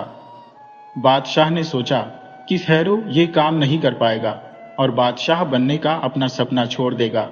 मगर जब 3 महीने बीत गए और खैरू बादशाह के दरबार में उपस्थित हुआ, उसने कहा, मैंने चौथी शर्त पूरी कर ली है और एक ऐसा बड़ा तालाब बना दिया है जो पूरे गांव की पानी की समस्या को हल कर देगा। इसलिए अब वादा पूरा करने की बारी बादशाह सलामत की है। उसकी बात सुनकर बादशाह दंग रह गया। खैरू ने उसी वक्त उस स्थान पर जाने का निश्चय किया जहां तालाब बनाया गया था। वहां पहुंचकर उसने देखा कि तालाब वास्तव में बहुत विशाल था। इस अद्वितीय तालाब को देखकर बादशाह बोले, तुमने यह सब कैसे कर लिया? तुम्हारे पास तो इतना धन है ही नहीं, फिर यह चमत्कार कैसे हुआ? खैरू ने मुस्कुराते हुए उत्तर दिया, बादशाह सलामत, सबसे पहले इंसान को यह समझना चाहिए कि वह क्या कर सकता है, और फिर यह जानना चाहिए कि दूसरों से सहायता कैसे प्राप्त की जाए। जब सभी मिलजुल कर काम करते हैं तो कार्य सरल हो जाता है। अब बादशाह को यह एहसास हुआ कि खैरू उनकी सोच से भी कहीं अधिक चतुर और समझदार है। उन्होंने खैरू को कम आंका था। अब बादशाह यह सोचने लगे कि किस प्रकार से खैरू से अपनी राजगद्दी बचाई जाए। बादशाह द्वारा खैरू के सामने रखी गई सभी शर्तें खैरू ने पूरी कर दी थी। अब बादशाह मन ही मन खैरू से छुटकारा पाने की योजना बनाने लगे। उन्होंने तय किया कि वे खैरू को इस तरह से मरवा देंगे कि किसी को संदेह न हो। चेहरे पर झूठी मुस्कान लाकर बादशाह बोले, खैरू, तुम न केवल अत्यंत चतुर हो बल्कि बहुत साहसी भी हो। मुझे तुम्हें बादशाह बनाने में अत्यधिक खुशी होगी, लेकिन मैं चाहता हूं कि तुम्हें बादशाह बनाने से पहले एक शाही दावत दी जाए, जिसमें हम अपने सभी खास मेहमानों को बुलाएंगे। अभी तुम जाओ, हम तुम्हें शीघ्र ही शाही दावत पर बुलाएंगे। 2 दिन के बाद ही शाही दावत का आयोजन कर दिया गया। उस दिन महल मेहमानों से खचाखच भरा हुआ था। खैरू अपने मामा के साथ वहां पहुंचा। हर एक मेहमान को चांदी के गिलास में शरबत परोसा जा रहा था। बादशाह अपनी राजगद्दी पर बैठे थे और उनके पास ही खैरू भी मौजूद था। महल के एक नौकर ने खैरू को भी चांदी के प्याले में शरबत पेश किया। दरअसल बादशाह के हुक्म से उस शरबत में विष मिला हुआ था। जब खैरू ने अपना प्याला हाथ में लिया तो सामने बैठे हुए खैरू के मामा ने उसे आंख का इशारा किया। खैरू को याद आ गया कि आज उसके मामा ने दावत में आने से पहले उससे कहा था, बेटा होशियार रहना, राजगद्दी ऐसी चीज है जिसे बादशाह यूं ही आसानी से तुम्हें नहीं देगा, वह जरूर ही कुछ न कुछ गड़बड़ कर सकता है। खैरू को अपने मामा की बात याद आ गई। उसने सबकी नजरें बचाकर चालाकी से अपना विष वाला शरबत का प्याला सामने पड़ी मेज पर बादशाह के प्याले से बदल दिया। भाग्यवश बादशाह ने उसकी इस हरकत को देख लिया।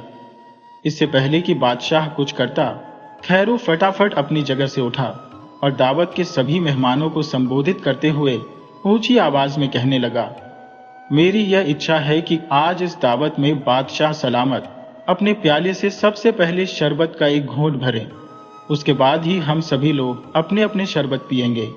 यह एक अच्छा शगुन होगा। सभी लोग खैरू की इस बात की तारीफ करने लगे और बादशाह से ऐसा ही करने का अनुरोध करने लगे। बादशाह अपने ही बिछाए हुए जाल में पूरी तरह से फंस चुके थे। उन्हें समझ आ गया कि खैरू की चालाकी और बुद्धिमानी से बचना असंभव है। वे अपनी राजगद्दी से खड़े हुए और कहने लगे, मैं आज अपनी बेटी यानी शहजादी की शादी इस बुद्धिमान और होशियार नौजवान खैरू से करने का ऐलान करता हूं और उसे ही अपना उत्तराधिकारी घोषित करता हूं। मेरे बाद इस देश का बादशाह यही बनेगा। सभी लोग खुशी से ताली बजाने लगे। इसके बाद खैरू की शादी शहजादी के साथ कर दी गई और वह एक सुखमय जीवन व्यतीत करने लगा। इस प्रकार खैरू अपनी बुद्धिमानी, चालाकी और दृढ़ संकल्प के बल पर एक देश का राजा बन गया।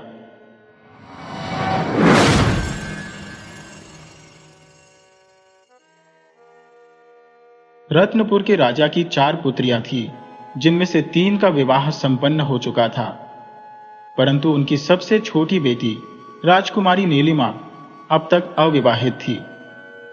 राजकुमारी के सुनहरे बालों की छटा निराली थी। यद्यपि वह अत्यंत सुंदर थी, किंतु उसका विवाह अभी तक नहीं हो पाया था, क्योंकि कोई उपयुक्त राजकुमार उसे वरमाला पहनाने योग्य नहीं मिला था। राजकुमारी के माता पिता की भी यही आकांक्षा थी कि जल्द ही उसका विवाह किसी योग्य राजकुमार से हो जाए। एक दिन की बात है, राजकुमारी अपनी कुछ सखियों के साथ शाही बगीचे के पीछे बहने वाली नदी पर जा पहुंची। ठंडे और शीतल जल को देखकर वे सभी नदी में स्नान करने की इच्छा से मचल उठी। जब वे सब नदी में स्नान कर रही थी, तब राजकुमारी के कुछ बाल नदी में बह गए। स्नान के पश्चात वे सभी महल में लौट आई। राजकुमारी के बाल नदी में बहते बहते एक अन्य राज्य में जा पहुंचे और नदी के किनारे एक चट्टान से चिपक गए। संयोगवश उस दिन उस राज्य के राजा का इकलौता पुत्र जंगल में शिकार के लिए आया हुआ था। दोपहर के समय राजकुमार अपने मित्रों के साथ नदी पर पानी पीने के लिए पहुंचा। उसने देखा कि नदी के पास एक पत्थर पर कुछ चमकीला वस्तु चमक रही थी। जब राजकुमार ने उस वस्तु को उठाया तो वह सोने के 4 बाल निकले। राजकुमार सोने के बाल देखकर अत्यंत चकित हुआ। वह चुपचाप उन बालों को लेकर महल में आ गया और बिना किसी से कुछ कहे अपने कक्ष में चला गया। राजकुमार की मां ने जब उसे भोजन के लिए बुलाया तो उसने खाने से मना कर दिया। अगले दिन भी राजकुमार ने खाना खाने से इनकार कर दिया, जिससे रानी को अत्यंत चिंता होने लगी। वह महाराज के पास गई और कहा, महाराज, राजकुमार शक्ति कुछ चुपचाप सा है। जब से वह शिकार से लौटा है, न तो कुछ खाता है और न पीता है।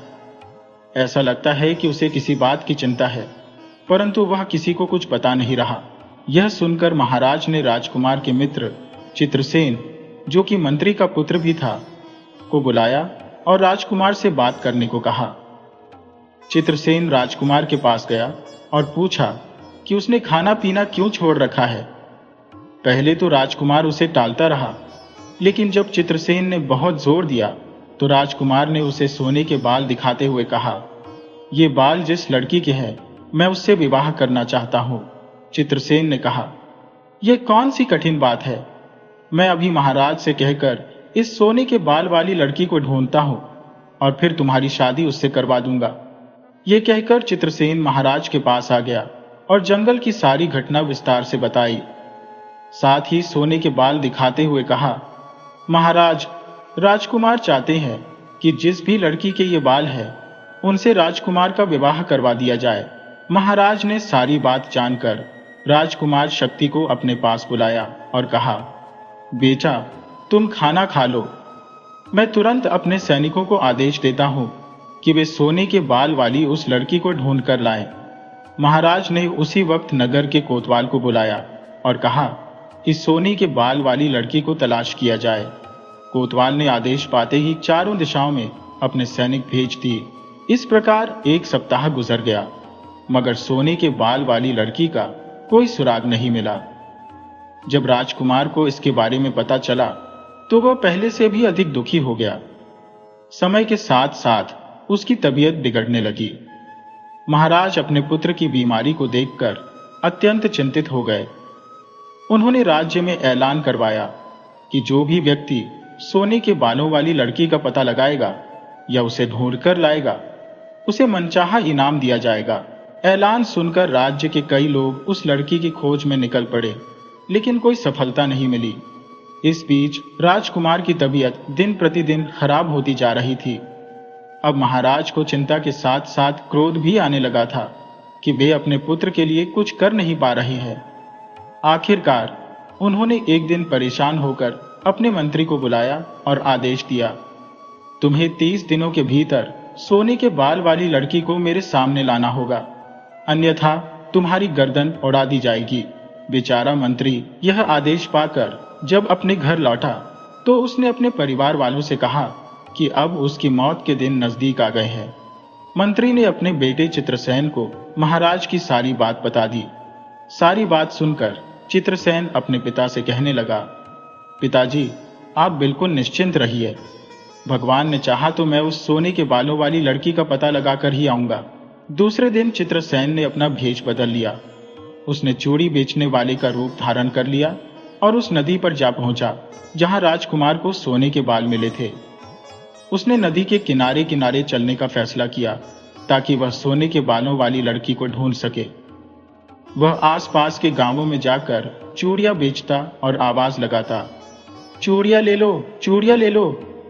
उसकी आवाज सुनकर गांव की लड़कियां आती। चित्रसेन चूड़ियां बेचते हुए हर लड़की के बाल भी देखता। इस प्रकार 20 दिन गुजर गए और अब उसे भी चिंता होने लगी कि कहीं उसके पिता को मौत के घाट ना उतार दिया जाए। यह सोचकर वह और तेजी से अपने सफर को तय करने लगा। आखिरकार वह राजकुमारी नीलिमा के राज्य में पहुंच गया। यहां भी वह चूड़ियां ही बेचता था। चित्रसेन जिसे भी चूड़ी बेचता उसे कहता, हमारे राज्य में एक लड़की के सोने के बाल है। क्या तुम्हारे राज्य में भी ऐसी कोई लड़की है जिसके सोने के बाल हो? लड़कियां सिर हिलाकर जवाब देती, हमें यह मालूम नहीं है। अब केवल 4 दिन ही बचे थे। उसी समय राज्य के खजांची की बेटी ने चित्रसेन को चूड़ियां खरीदने के लिए बुलाया। चित्रसेन ने जब उस लड़की को चूड़ियां बेची तो उसने वही सवाल दोहराया, हमारे राज्य में एक लड़की के सोने के बाल है। क्या तुम्हारे यहां पर भी कोई ऐसी लड़की है? क्योंकि खजांची की बेटी राजकुमारी की सखी थी, उसने कहा, हाँ, हमारी छोटी राजकुमारी नीलिमा के सिर पर सोने के बाल है। चित्रसेन ने यह बात सुनकर बहुत खुशी महसूस की, लेकिन उसने बात बनाते हुए कहा, गलत, बिल्कुल गलत। तुम्हारी राजकुमारी के बाल सुनहरे हो सकते हैं लेकिन सोने के नहीं। खजांची की बेटी को यह सुनकर गुस्सा आ गया। वह कहने लगी, क्या मैं झूठ बोलती हूं? अगर मैं तुम्हें अपनी राजकुमारी के सोने के बाल लाकर दिखा दूं तो? चित्रसेन ने तुरंत कहा, मैं ये सारी बेशकीमती चूड़ियां तुम्हें मुफ्त में दे दूंगा, लेकिन अगर राजकुमारी के बाल सोने के ना हुए तो तुम्हें मुझसे शादी करनी होगी। खजांची की बेटी ने शर्त मान ली। चित्रसेन वहां से लौट गया। उसी शाम खजांची की बेटी राजकुमारी के पास गई और बातें करते करते चुपके से राजकुमारी का एक बाल तोड़कर अपने पास रख लिया और फिर घर वापस लौट आई। अगले दिन जब चित्रसेन वापस उस लड़की के पास आया तो लड़की ने राजकुमारी के सोने के बाल उसे दे दिए और कहने लगी, देख लो, अब तो तुम्हें विश्वास हो गया। चित्रसेन मुस्कुराया और कहने लगा, सचमुच? तुम तो बिल्कुल सच कहती थी। लो, अब तुम जीत गए, इसलिए ये बेशकीमती चूड़ियां अब तुम्हारी हुई। इसके बाद चित्रसेन वहां से निकलकर अपने घोड़े पर सवार हुआ और अपने राज्य की ओर दौड़ पड़ा। महाराज के द्वारा दी गई समय सीमा में अब केवल 2 दिन बचे थे। चित्रसेन बिना रुके दिन रात अपने घोड़े को दौड़ाता रहा, परंतु वह अभी तक अपने राज्य तक नहीं पहुंच पाया था। उधर जब आखिरी दिन आ गया तो महाराज भागीरथ ने अपने मंत्री को मौत के घाट उतारने का आदेश दे दिया। उसी समय घोड़े पर सवार चित्रसेन वहां पहुंचा। उसने चिल्लाकर कहा, रुकिए महाराज, मैं सोने के बालों वाली लड़की का पता लगाकर आया हूं। कृपया मेरे पिताजी को छोड़ दीजिए। यह सुनकर महाराज बहुत खुश हो गए। उन्होंने चित्रसेन को गले से लगा लिया और फिर चित्रसेन ने पूरी कहानी उन्हें बता दी। उसने कहा कि सोने के बालों वाली लड़की राजकुमारी नीलिमा है, जो यहां से 300 मील दूर राज्य रत्नगढ़ की राजकुमारी है। अभी उसकी शादी नहीं हुई है। महाराज ने चित्रसेन को बहुत सारा इनाम दिया और यह खबर रानी को सुनाई। जब राजकुमार को इसके बारे में पता चला तो उसकी बीमारी जैसे अदृश्य हो गई। राजकुमार शक्ति ने तुरंत चित्रसेन को अपने पास बुलाया और शाबाशी देते हुए कहा, मेरे दोस्त, तुम्हें इसके बदले में क्या इनाम चाहिए? चित्रसेन पहले तो चुप रहा, परंतु जब राजकुमार ने फिर से पूछा तो उसने कहा, राजकुमार, अगर आपकी शादी राजकुमारी नीलिमा से हो जाती है तो आप उसके पिता से कहकर मेरी शादी वहां की खजांची की बेटी से करवा दीजिएगा। राजकुमार ने इस बात का वचन दे दिया। महल में खुशियां मनाई गईं। मंत्री जी अपने बेटे की बहादुरी और अक्लमंदी से बहुत खुश थे। राजकुमार की सेहत तेजी से सुधारने लगी। कुछ ही दिनों में वह पूरी तरह से स्वस्थ हो गया। महाराज ने अपने कुछ खास दोस्तों को बुलाया और सोने, चांदी, हीरे, मोती से भरे बड़े बड़े संदूक रतनगढ़ राज्य की ओर रवाना कर दिए। साथ में यह संदेश भी भेजा कि वे अपने बेटे का रिश्ता राजकुमारी नीलिमा के साथ करना चाहते हैं। राजा के द्वारा भेजे गए दूत रतनगढ़ में पहुंचे और एक दिन आराम करने के बाद रतनगढ़ के राजा के दरबार में पहुंचे। उन्होंने अपने राजा द्वारा भेजे गए सभी उपहार प्रस्तुत किए और साथ ही राजकुमारी के रिश्ते की बात कही। रतनगढ़ के महाराज ने कहा, आप 1 सप्ताह के लिए यहां पर रुकिए, मैं सोच विचार करके आपको जवाब दूंगा। रतनगढ़ के महाराज ने अपनी रानी से इस बारे में बात की। रानी ने कहा, मुझे इस रिश्ते को पक्का करने में कोई आपत्ति नहीं है, मगर हमें राजकुमारी से भी पूछ लेना चाहिए। आप बेटी नीलिमा के पास जाइए और उसकी राय लीजिए। रानी ने जब अपनी बेटी से बात की और उसे बताया कि उसके लिए एक रिश्ता आया है, तो युवराज कुमारी ने कहा, माँ, मुझे यह रिश्ता मंजूर है, लेकिन मैं राजकुमार से 4 सवाल करूंगी। अगर उसने इन सवालों के जवाब सही दिए तो मैं उससे शादी कर लूंगी, लेकिन अगर राजकुमार उन सवालों के जवाब न दे पाया तो मैं समझूंगी कि वह मूर्ख है और मैं उससे शादी नहीं करूंगी। रानी ने यह बात महाराज को बता दी। महाराज ने कहा, ठीक है, मैं गंगापुर के महाराज को यही संदेश भेज देता हूं। अगले दिन उन्होंने एक चिट्ठी लिखी जिसमें यह कहा गया कि यदि राजकुमार पृथ्वी हमारी राजकुमारी के 4 सवालों का सही जवाब दे पाते हैं तो राजकुमारी उनसे विवाह करेंगी, अन्यथा विवाह नहीं होगा। शाही दूत वह संदेश लेकर लौट आए और महाराज भागीरथ को चिट्ठी थमा दी। राजा ने तत्काल चित्रसेन को बुलाकर कहा कि वह राजकुमार से जाकर यह बात कहे कि यदि वह राजकुमारी नीलिमा के सवालों का सही उत्तर दे सकते हैं तो राजकुमारी उनसे विवाह करने के लिए तैयार है। चित्रसेन तुरंत राजकुमार के पास गया और यह सब कुछ बताया।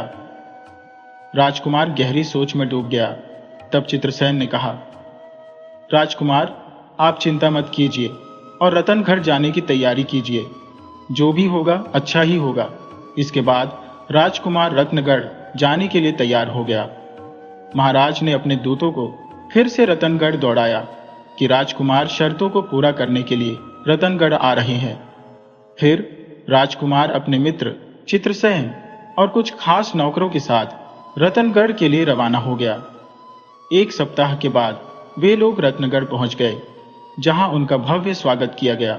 एक दिन आराम करने के बाद तय किया गया कि राजकुमारी भरे दरबार में राजकुमार से अपने 4 सवाल पूछेंगी। राजकुमार अपने मित्र चित्रसेन के साथ दरबार में उपस्थित थे। इसके अलावा राजकुमारी के माता पिता भी दरबार में मौजूद थे। राजकुमारी ने सबको प्रणाम किया और फिर राजकुमार से कहने लगी, राजकुमार, मैं आपसे जो 4 सवाल पूछूंगी उनमें से पहले 2 सवाल मैं आपको बोलकर पूछूंगी, लेकिन अगले 2 सवाल सिर्फ इशारे से पूछे जाएंगे। क्या आप तैयार हैं? राजकुमार ने विनम्रता से कहा। राजकुमारी जी, आप निश्चिंत होकर अपने सवाल पूछिए। राजकुमारी ने पहला सवाल किया। तो सुनिए राजकुमार, मेरा पहला सवाल है कि बुद्धि क्या खाती है? दरबार में मौजूद सभी लोग इस विचित्र प्रश्न को सुनकर हैरान रह गए। राजकुमार ने कुछ क्षण सोचा और फिर कहने लगा, राजकुमारी जी, बुद्धि दुख को खाती है, क्योंकि मनुष्य के सभी दुखों का कारण उसकी अज्ञानता होती है और बुद्धि के द्वारा अज्ञानता को दूर किया जाता है। अज्ञान दूर होने से सभी दुख दूर हो जाते हैं। इस तरह से बुद्धि दुख को खाती है। राजकुमार का यह जवाब सुनते ही पूरा दरबार तालियों की गड़गड़ाहट से गूंज उठा। राजकुमारी ने कहा, बिल्कुल ठीक राजकुमार, तुम्हारा पहला जवाब सही है। अब हम अगला सवाल पूछते हैं। तो सुनिए, बुद्धि क्या पीती है? राजकुमारी का यह सवाल सुनते ही दरबार में मानो सन्नाटा छा गया। सभी लोग मन ही मन इस सवाल का जवाब ढूंढने लगे। राजकुमार ने धैर्य से जवाब दिया, राजकुमारी जी, बुद्धि गुस्से को पीती है, क्योंकि गुस्सा आ जाने पर व्यक्ति अंधा हो जाता है। वह सही और गलत का फैसला नहीं कर पाता, लेकिन बुद्धिमान व्यक्ति ऐसे समय में अपने क्रोध को पी जाता है। इसलिए मैंने कहा कि बुद्धि क्रोध को पी जाती है। दरबार में मौजूद सभी लोग राजकुमार की वाहवाही करने लगे। राजकुमारी भी राजकुमार की बुद्धिमानी देखकर मुस्कुराई और फिर उसने कहा, राजकुमार, अब मैं जो अगले 2 प्रश्न पूछने जा रही हूं वह मैं बोलकर नहीं बताऊंगी, बल्कि आपको इशारे में ही जवाब देना होगा। राजकुमार ने कहा, ठीक है राजकुमारी जी, आप अपने सवाल कीजिए। तब राजकुमारी ने अपने पास रखी हुई तलवार उठाई और हवा में लहराने लगी। कुछ पल तक तलवार हवा में लहराने के बाद वह वापस अपनी जगह पर बैठ गई। अब राजकुमार को इस सवाल का इशारे में जवाब देना था। कुछ देर सोचने के बाद राजकुमार ने अपनी जेब से एक कलम निकाली और उसे हवा में लहराया और फिर वह भी अपनी जगह पर वापस आकर बैठ गया। राजकुमारी ने खुश होकर कहा, ठीक राजकुमार, मैं आपके जवाब से अत्यंत प्रसन्न हूं। परंतु दरबार में मौजूद सभी लोग कुछ भी समझ नहीं पाए कि आखिर राजकुमारी ने तलवार हवा में क्यों लहराई और राजकुमार ने कलम हवा में लहराकर उसका क्या जवाब दिया। इसके बाद राजकुमारी ने कहा, राजकुमार शक्ति, अब मैं आपसे अंतिम सवाल पूछती हूं। अगर आपने इसका सही जवाब दे दिया तो आप मेरी बुद्धि की परीक्षा में खरे उतरेंगे। इसके बाद राजकुमारी अपनी जगह से उठी, दरबार की सीढ़ियों से नीचे उतरी और तुरंत ही सीढ़ियों से वापस चढ़कर अपनी जगह पर बैठ गई। वह राजकुमार की तरफ देखने लगी। राजकुमार कुछ पल सोचता रहा, फिर उसने अपना एक हाथ अपने सीने पर रखा और राजकुमारी की तरफ देखने लगा। राजकुमारी एक बार फिर मुस्कुराई और कहने लगी, सचमुच राजकुमार, आप बहुत ही बुद्धिमान हैं। मुझे आपका विवाह प्रस्ताव स्वीकार है। राजकुमारी वहां से चली गई। तब रतनगढ़ के राजा उठे और राजकुमार के पास आकर कहने लगे, राजकुमार, पहले 2 सवालों के जवाब तो हमें समझ में आ गए, परंतु जो सवाल इशारों में पूछे गए और तुमने भी इशारों में ही उनका जवाब दिया, उनका क्या अर्थ था? क्या तुम मुझे समझा सकते हो? राजकुमार कहने लगा, बिल्कुल महाराज, मैं आपको समझाता हूं। सुनिए। राजकुमारी ने तलवार को हवा में लहराकर मुझसे पूछा था कि क्या इस दुनिया में तलवार से भी ज्यादा घातक कोई हथियार है? तब मैंने अपनी कलम हवा में लहराकर जवाब दिया था, जी हां, कलम एक ऐसा हथियार है जिसकी ताकत तलवार से भी ज्यादा होती है। राजा बोले, बहुत खूब राजकुमार, सचमुच तुम्हारा जवाब सही था। राजकुमार ने आगे कहा, जब राजकुमारी सीढ़ियों से नीचे उतरी और फिर वापस सीढ़ियों पर चढ़कर अपनी जगह पर बैठ गईं, तो उनका सवाल था, सीढ़ियां चढ़ते उतरते मेरा शरीर थक चुका है, लेकिन क्या शरीर का कोई ऐसा अंग भी होता है जो कभी नहीं थकता? तब मैंने अपनी छाती पर हाथ रखकर उन्हें इशारे से बताया कि हमारे शरीर में दिल एक ऐसा अंग है जो कभी नहीं थकता। वह इंसान के जन्म से लेकर उसकी मृत्यु तक लगातार धड़कता रहता है, बिना रुके और बिना थके। राजा बोले, बहुत खूब राजकुमार, सचमुच हम तुम्हारी बुद्धि का लोहा मानते हैं। हमें खुशी है कि तुम जैसा बुद्धिमान राजकुमार हमारी बेटी का होने वाला पति है। महाराज, यदि आपकी आज्ञा हो तो मैं एक प्रार्थना करना चाहता हूं। राजा बोले, राजकुमार, आप इस राज्य के होने वाले दामाद हैं, आप आदेश दीजिए। राजकुमार ने कहा, महाराज, मैं चाहता हूं कि मेरे मित्र चित्रसेन, जो बुद्धि और समझदारी में मुझसे भी कहीं बढ़कर है, उनका विवाह आपके खजांची की बेटी के साथ कर दिया जाए। महाराज ने तुरंत अपने खजांची को बुलाया और उसने खुशी खुशी अपनी बेटी का रिश्ता चित्रसेन के साथ तय कर दिया। फिर एक ही दिन बड़ी धूमधाम से चित्रसेन और राजकुमार शक्ति का विवाह संपन्न हुआ। दोनों मित्र अपनी अपनी दुल्हनों के साथ वापस अपने देश लौट आए।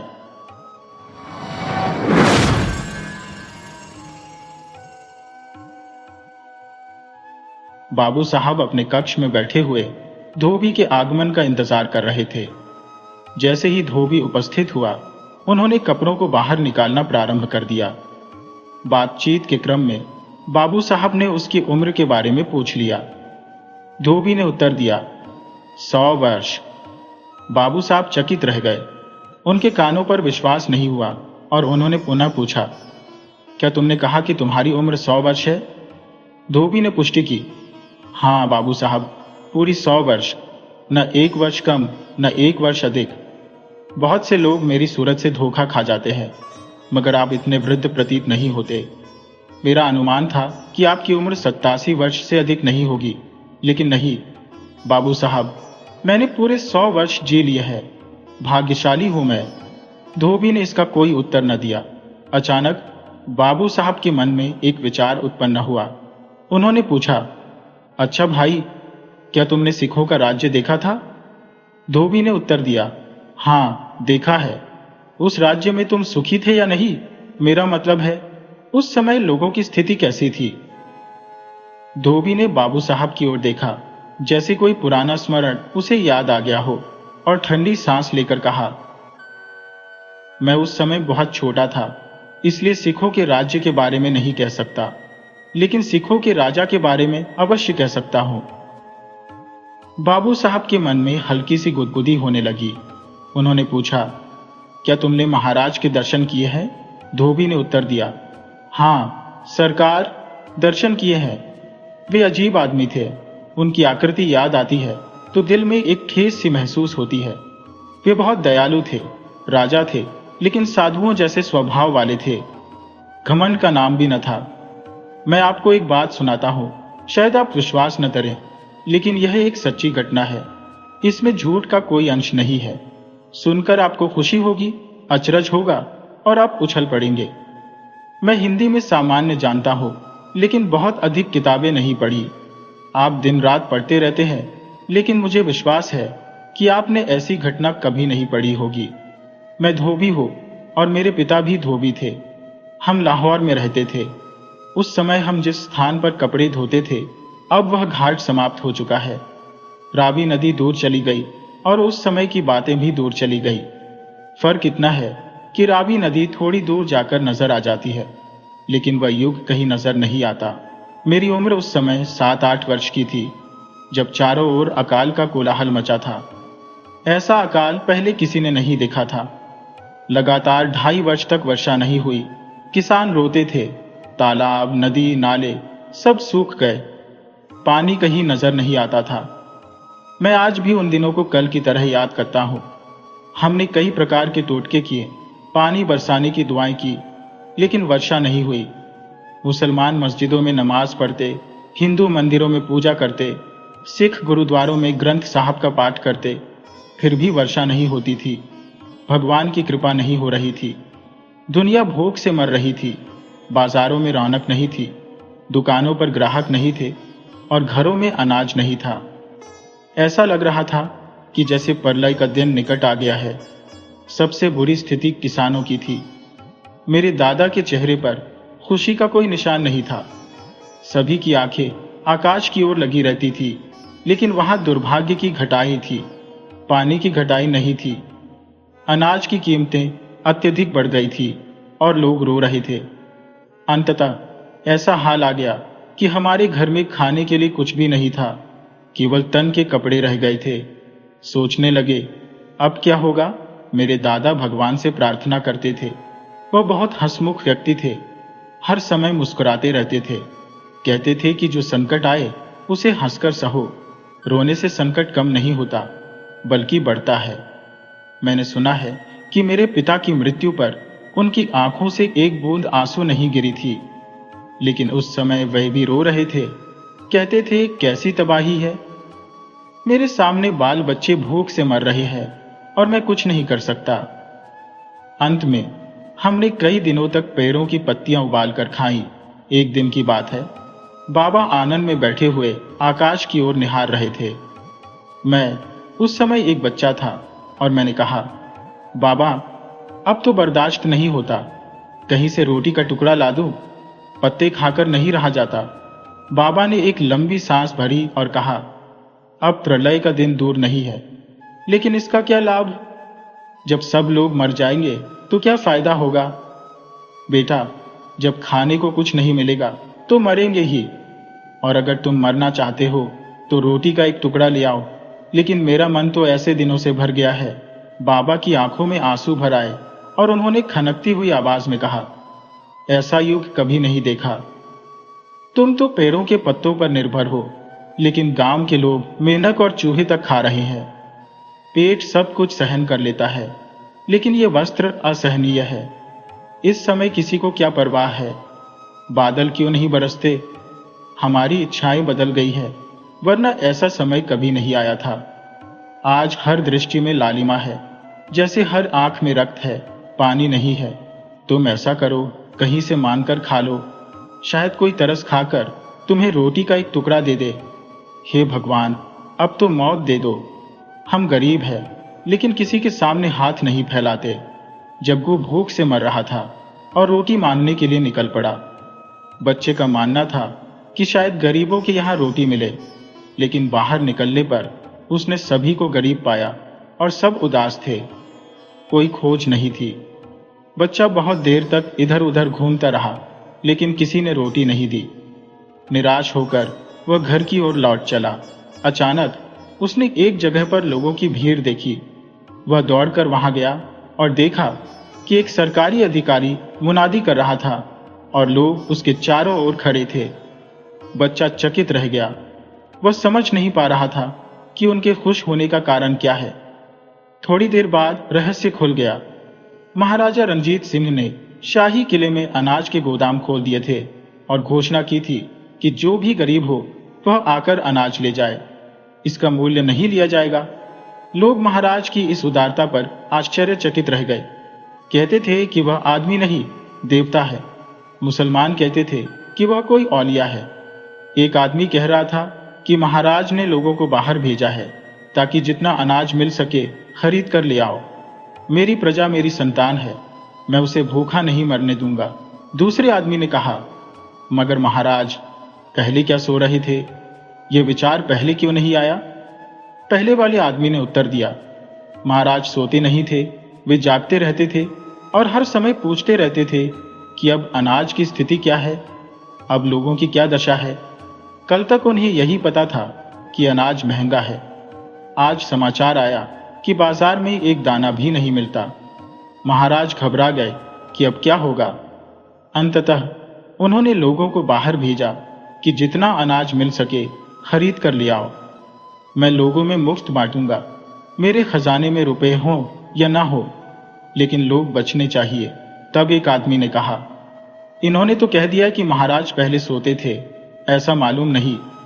महाराजाओं को एक ही चिंता होती है, सभी की चिंता होती है। कोई और होता तो कहता कि वर्षा नहीं हुई, इसमें मेरा क्या दोष। मेरे राजमहल में सब कुछ है, लेकिन अब तो परमेश्वर ने हमारी सुन ली। बच्चा वहां से चला और इतना प्रसन्न था जैसे उसे कोई अनमोल वस्तु मिल गई हो। कुछ समय बिताकर वह धीरे धीरे चलता गया और फिर दौड़ने लगा, डरते हुए कि यह शुभ समाचार घर में उसके पहुंचने से पहले न पहुंच जाए। वह चाहता था कि घर के लोग यह खुशखबरी मुझसे ही सुने। घर पहुंचा तो उसका बाबा सिर झुकाए बैठा था। बच्चे को खाली हाथ देखकर बाबा ने एक लंबी सांस भरी और सिर झुका लिया। बच्चे ने बाबा का हाथ थाम लिया और उसे दृढ़ता से खींचते हुए बोला, उठो, चादर उठा लो, महाराज ने घोषणा कर दी है कि अनाज मुफ्त मिलेगा। बहन, माँ, बाबा और सभी अन्य लोग चौंके और बच्चे की बात पर विश्वास नहीं किया। सिर हिलाते हुए उन्होंने कहा, यह बच्चा है, शायद किसी ने उसे मजाक में बहलाया होगा। क्या महाराज पूरा शहर मुफ्त अनाज देंगे? लेकिन जग्गू ने कहा, मैंने स्वयं मुनादी सुनी है, यह असत्य नहीं है। लोग इसे सुनकर खुश हो गए। तुम चादर लेकर मेरे साथ चलो बाबा। बाबा और जग्गू दोनों चादर लेकर चल पड़े। बाबा को अभी भी संदेह था कि यह एक मजाक हो सकता है, लेकिन बाजार में पहुंचकर देखा कि 2000 लोग वहां जा रहे थे। अब बाबा को जग्गू की बात पर विश्वास हो गया। जिले में पहुंचे तो वहां केवल गरीब ही थे और अमीरों को अंदर जाने की अनुमति नहीं थी। फाटक पर सिपाही खड़े थे जो सफेद और उजले कपड़े देखे तो उन्हें रोक लेते थे। वे कहते थे, यह अनाज गरीबों की सहायता के लिए है। अमीरों के घर तो अभी भी भरे पड़े हैं। ये गरीबों का लंगर था, अमीरों का भोज नहीं। अब तक हमने अमीरों के लिए सभी दरवाजे खुले देखे थे, लेकिन यहां अमीर लोग मुंह ताकते खड़े थे और किसी ने परवाह नहीं की। जग्गू और उसके बाबा गरीब थे, इसलिए किसी ने उन्हें नहीं रोका। वे अंदर चले गए। वहां देखा कि सैकड़ों सरकारी कर्मचारी तराजू लेकर बैठे थे और अनाज तौलते जा रहे थे। लेकिन एक घर में केवल एक ही व्यक्ति को अनाज मिलता था, दूसरों को लौटा दिया जाता था। लोग बहुत थे और आगे बढ़ना आसान नहीं था। जग्गू अभी बच्चा था और उसके दादा वृद्ध थे। साथ में कोई जवान आदमी भी नहीं था। उन्होंने कई बार मिन्नत की, हमें भी अनाज दिलवा दो, लेकिन उस समय किसी ने नहीं सुनी। बाबा ने 2 बार आगे बढ़ने का प्रयास किया, लेकिन दोनों बार धक्के खाकर बाहर आ गए। तब जग्गू और बाबा दोनों एक ओर खड़े हो गए और अपनी विवशता पर विलाप करने लगे। संध्या का समय हो गया और अंधेरा छाने लगा। तभी शंख बजने की आवाज सुनाई दी और अनाज देने वालों ने अनाज देना बंद कर दिया। आदेश हुआ कि बाकी लोग कल आकर ले जाए, लेकिन यदि कोई फिर से आया तो उसे सजा दी जाएगी। महाराज नाराज हो सकते हैं। लोग निराश हो गए और आंगन धीरे धीरे खाली हो गया। लेकिन जग्गू और बाबा कैसे चले जाते? कई दिनों से भूखे थे। दोनों रोने लगे। बाबा ने कहा, बेटा, हम कितने दुर्भाग्यशाली हैं। नदी के किनारे आकर भी प्यासे लौट रहे हैं। भाग्यशाली लोग झोलियां भरकर ले गए, हम खाली हाथ लौट जाएंगे। बाबा, उनसे कहो हमें दे दें, हम बहुत भूखे हैं। चलो घर चलते हैं। अनाज नहीं मिलेगा तो गलियां तो मिलेंगी।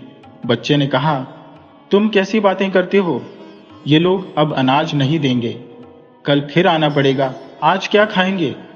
गरीबों के लिए केवल गम है आज की रात। सब्र करो बाबा, मैं नहीं जाऊंगा। कहो तो सही, शायद दे दे। इतने में एक सरदार आया और हमारे पास खड़ा हो गया। उसने कहा, अब क्यों नहीं जाते? कल आ जाना, आज अनाज नहीं मिलेगा। बाबा ने ठंडी सांस भरी और कहा, जाते हैं सरकार। इस व्यवस्था से सरदार का दिल पसीज गया। उसने पूछा, तुम कौन हो? सरदार साहब ने कहा, कल नहीं आ सकोगे, लेकिन गरीब आदमी हो, मैं बूढ़ा हूं और ये बच्चा भी। फिर में नहीं पता कि कल मौका मिलेगा या नहीं। आज मिल जाता तो रात को पीस कर खा लेते। तुम्हारे घर में कोई जवान नहीं है। नहीं सरकार, ये बालक का पिता था, वह मर चुका है, फिर भी कल आना कठिन है। तब जग्गू बोला, सरकार आज ही दिला दें। सरदार साहब हंसकर बोले, आओ आज ही दिला देता हूं। बाबा, मैंने कहा था आज अनाज मिल जाएगा। सरदार साहब हंसने लगे। बाबा ने जग्गू को चुप रहने का इशारा किया तो जग्गू चुप हो गया। सरदार साहब ने कहा, आओ तुम्हें दे देता हूं। वे लोग सरदार साहब के पीछे पीछे चल पड़े। उन्होंने अनाज के ढेर के पास पहुंचकर एक कर्मचारी से कहा, इस वृद्ध को 20 शेर गेहूं दे दो। वह व्यक्ति बाबा से बोला, और चादर फैलाकर गेहूं तौलने लगा। बाबा ने पूछा, सरकार, ये फिर कब मिलेगा? हम कई दिनों से भूखे हैं। सरदार साहब हंसते हुए बोले, तो और क्या चाहते हो? सरकार शब्द का प्रयोग करते हुए मुझे शर्म आती है। मैं और क्या कर सकता हूं? नहीं, अगर 20 सिर और मिल जाएं तो बहुत कृपा होगी। आपकी जान के लिए दुआ करता रहूंगा। बड़े लालची हो सरदार साहब। पेट भरने की बात हो रही है, नहीं तो हम बेगैरत नहीं होते। अगर सभी को इस तरह से देंगे तो अनाज कैसे पूरा होगा? राजमहल में मोतियों की कमी नहीं है, फिर भी द्वार पर आना पड़ेगा। शहर में आपकी प्रतिष्ठा बढ़ेगी। बाबा ने जग्गू से कहा, इनको नमस्कार करो। इन्हीं की वजह से हम बच गए, नहीं तो रात रोते रोते कट जाती। जग्गू ने आगे बढ़कर उनके पैर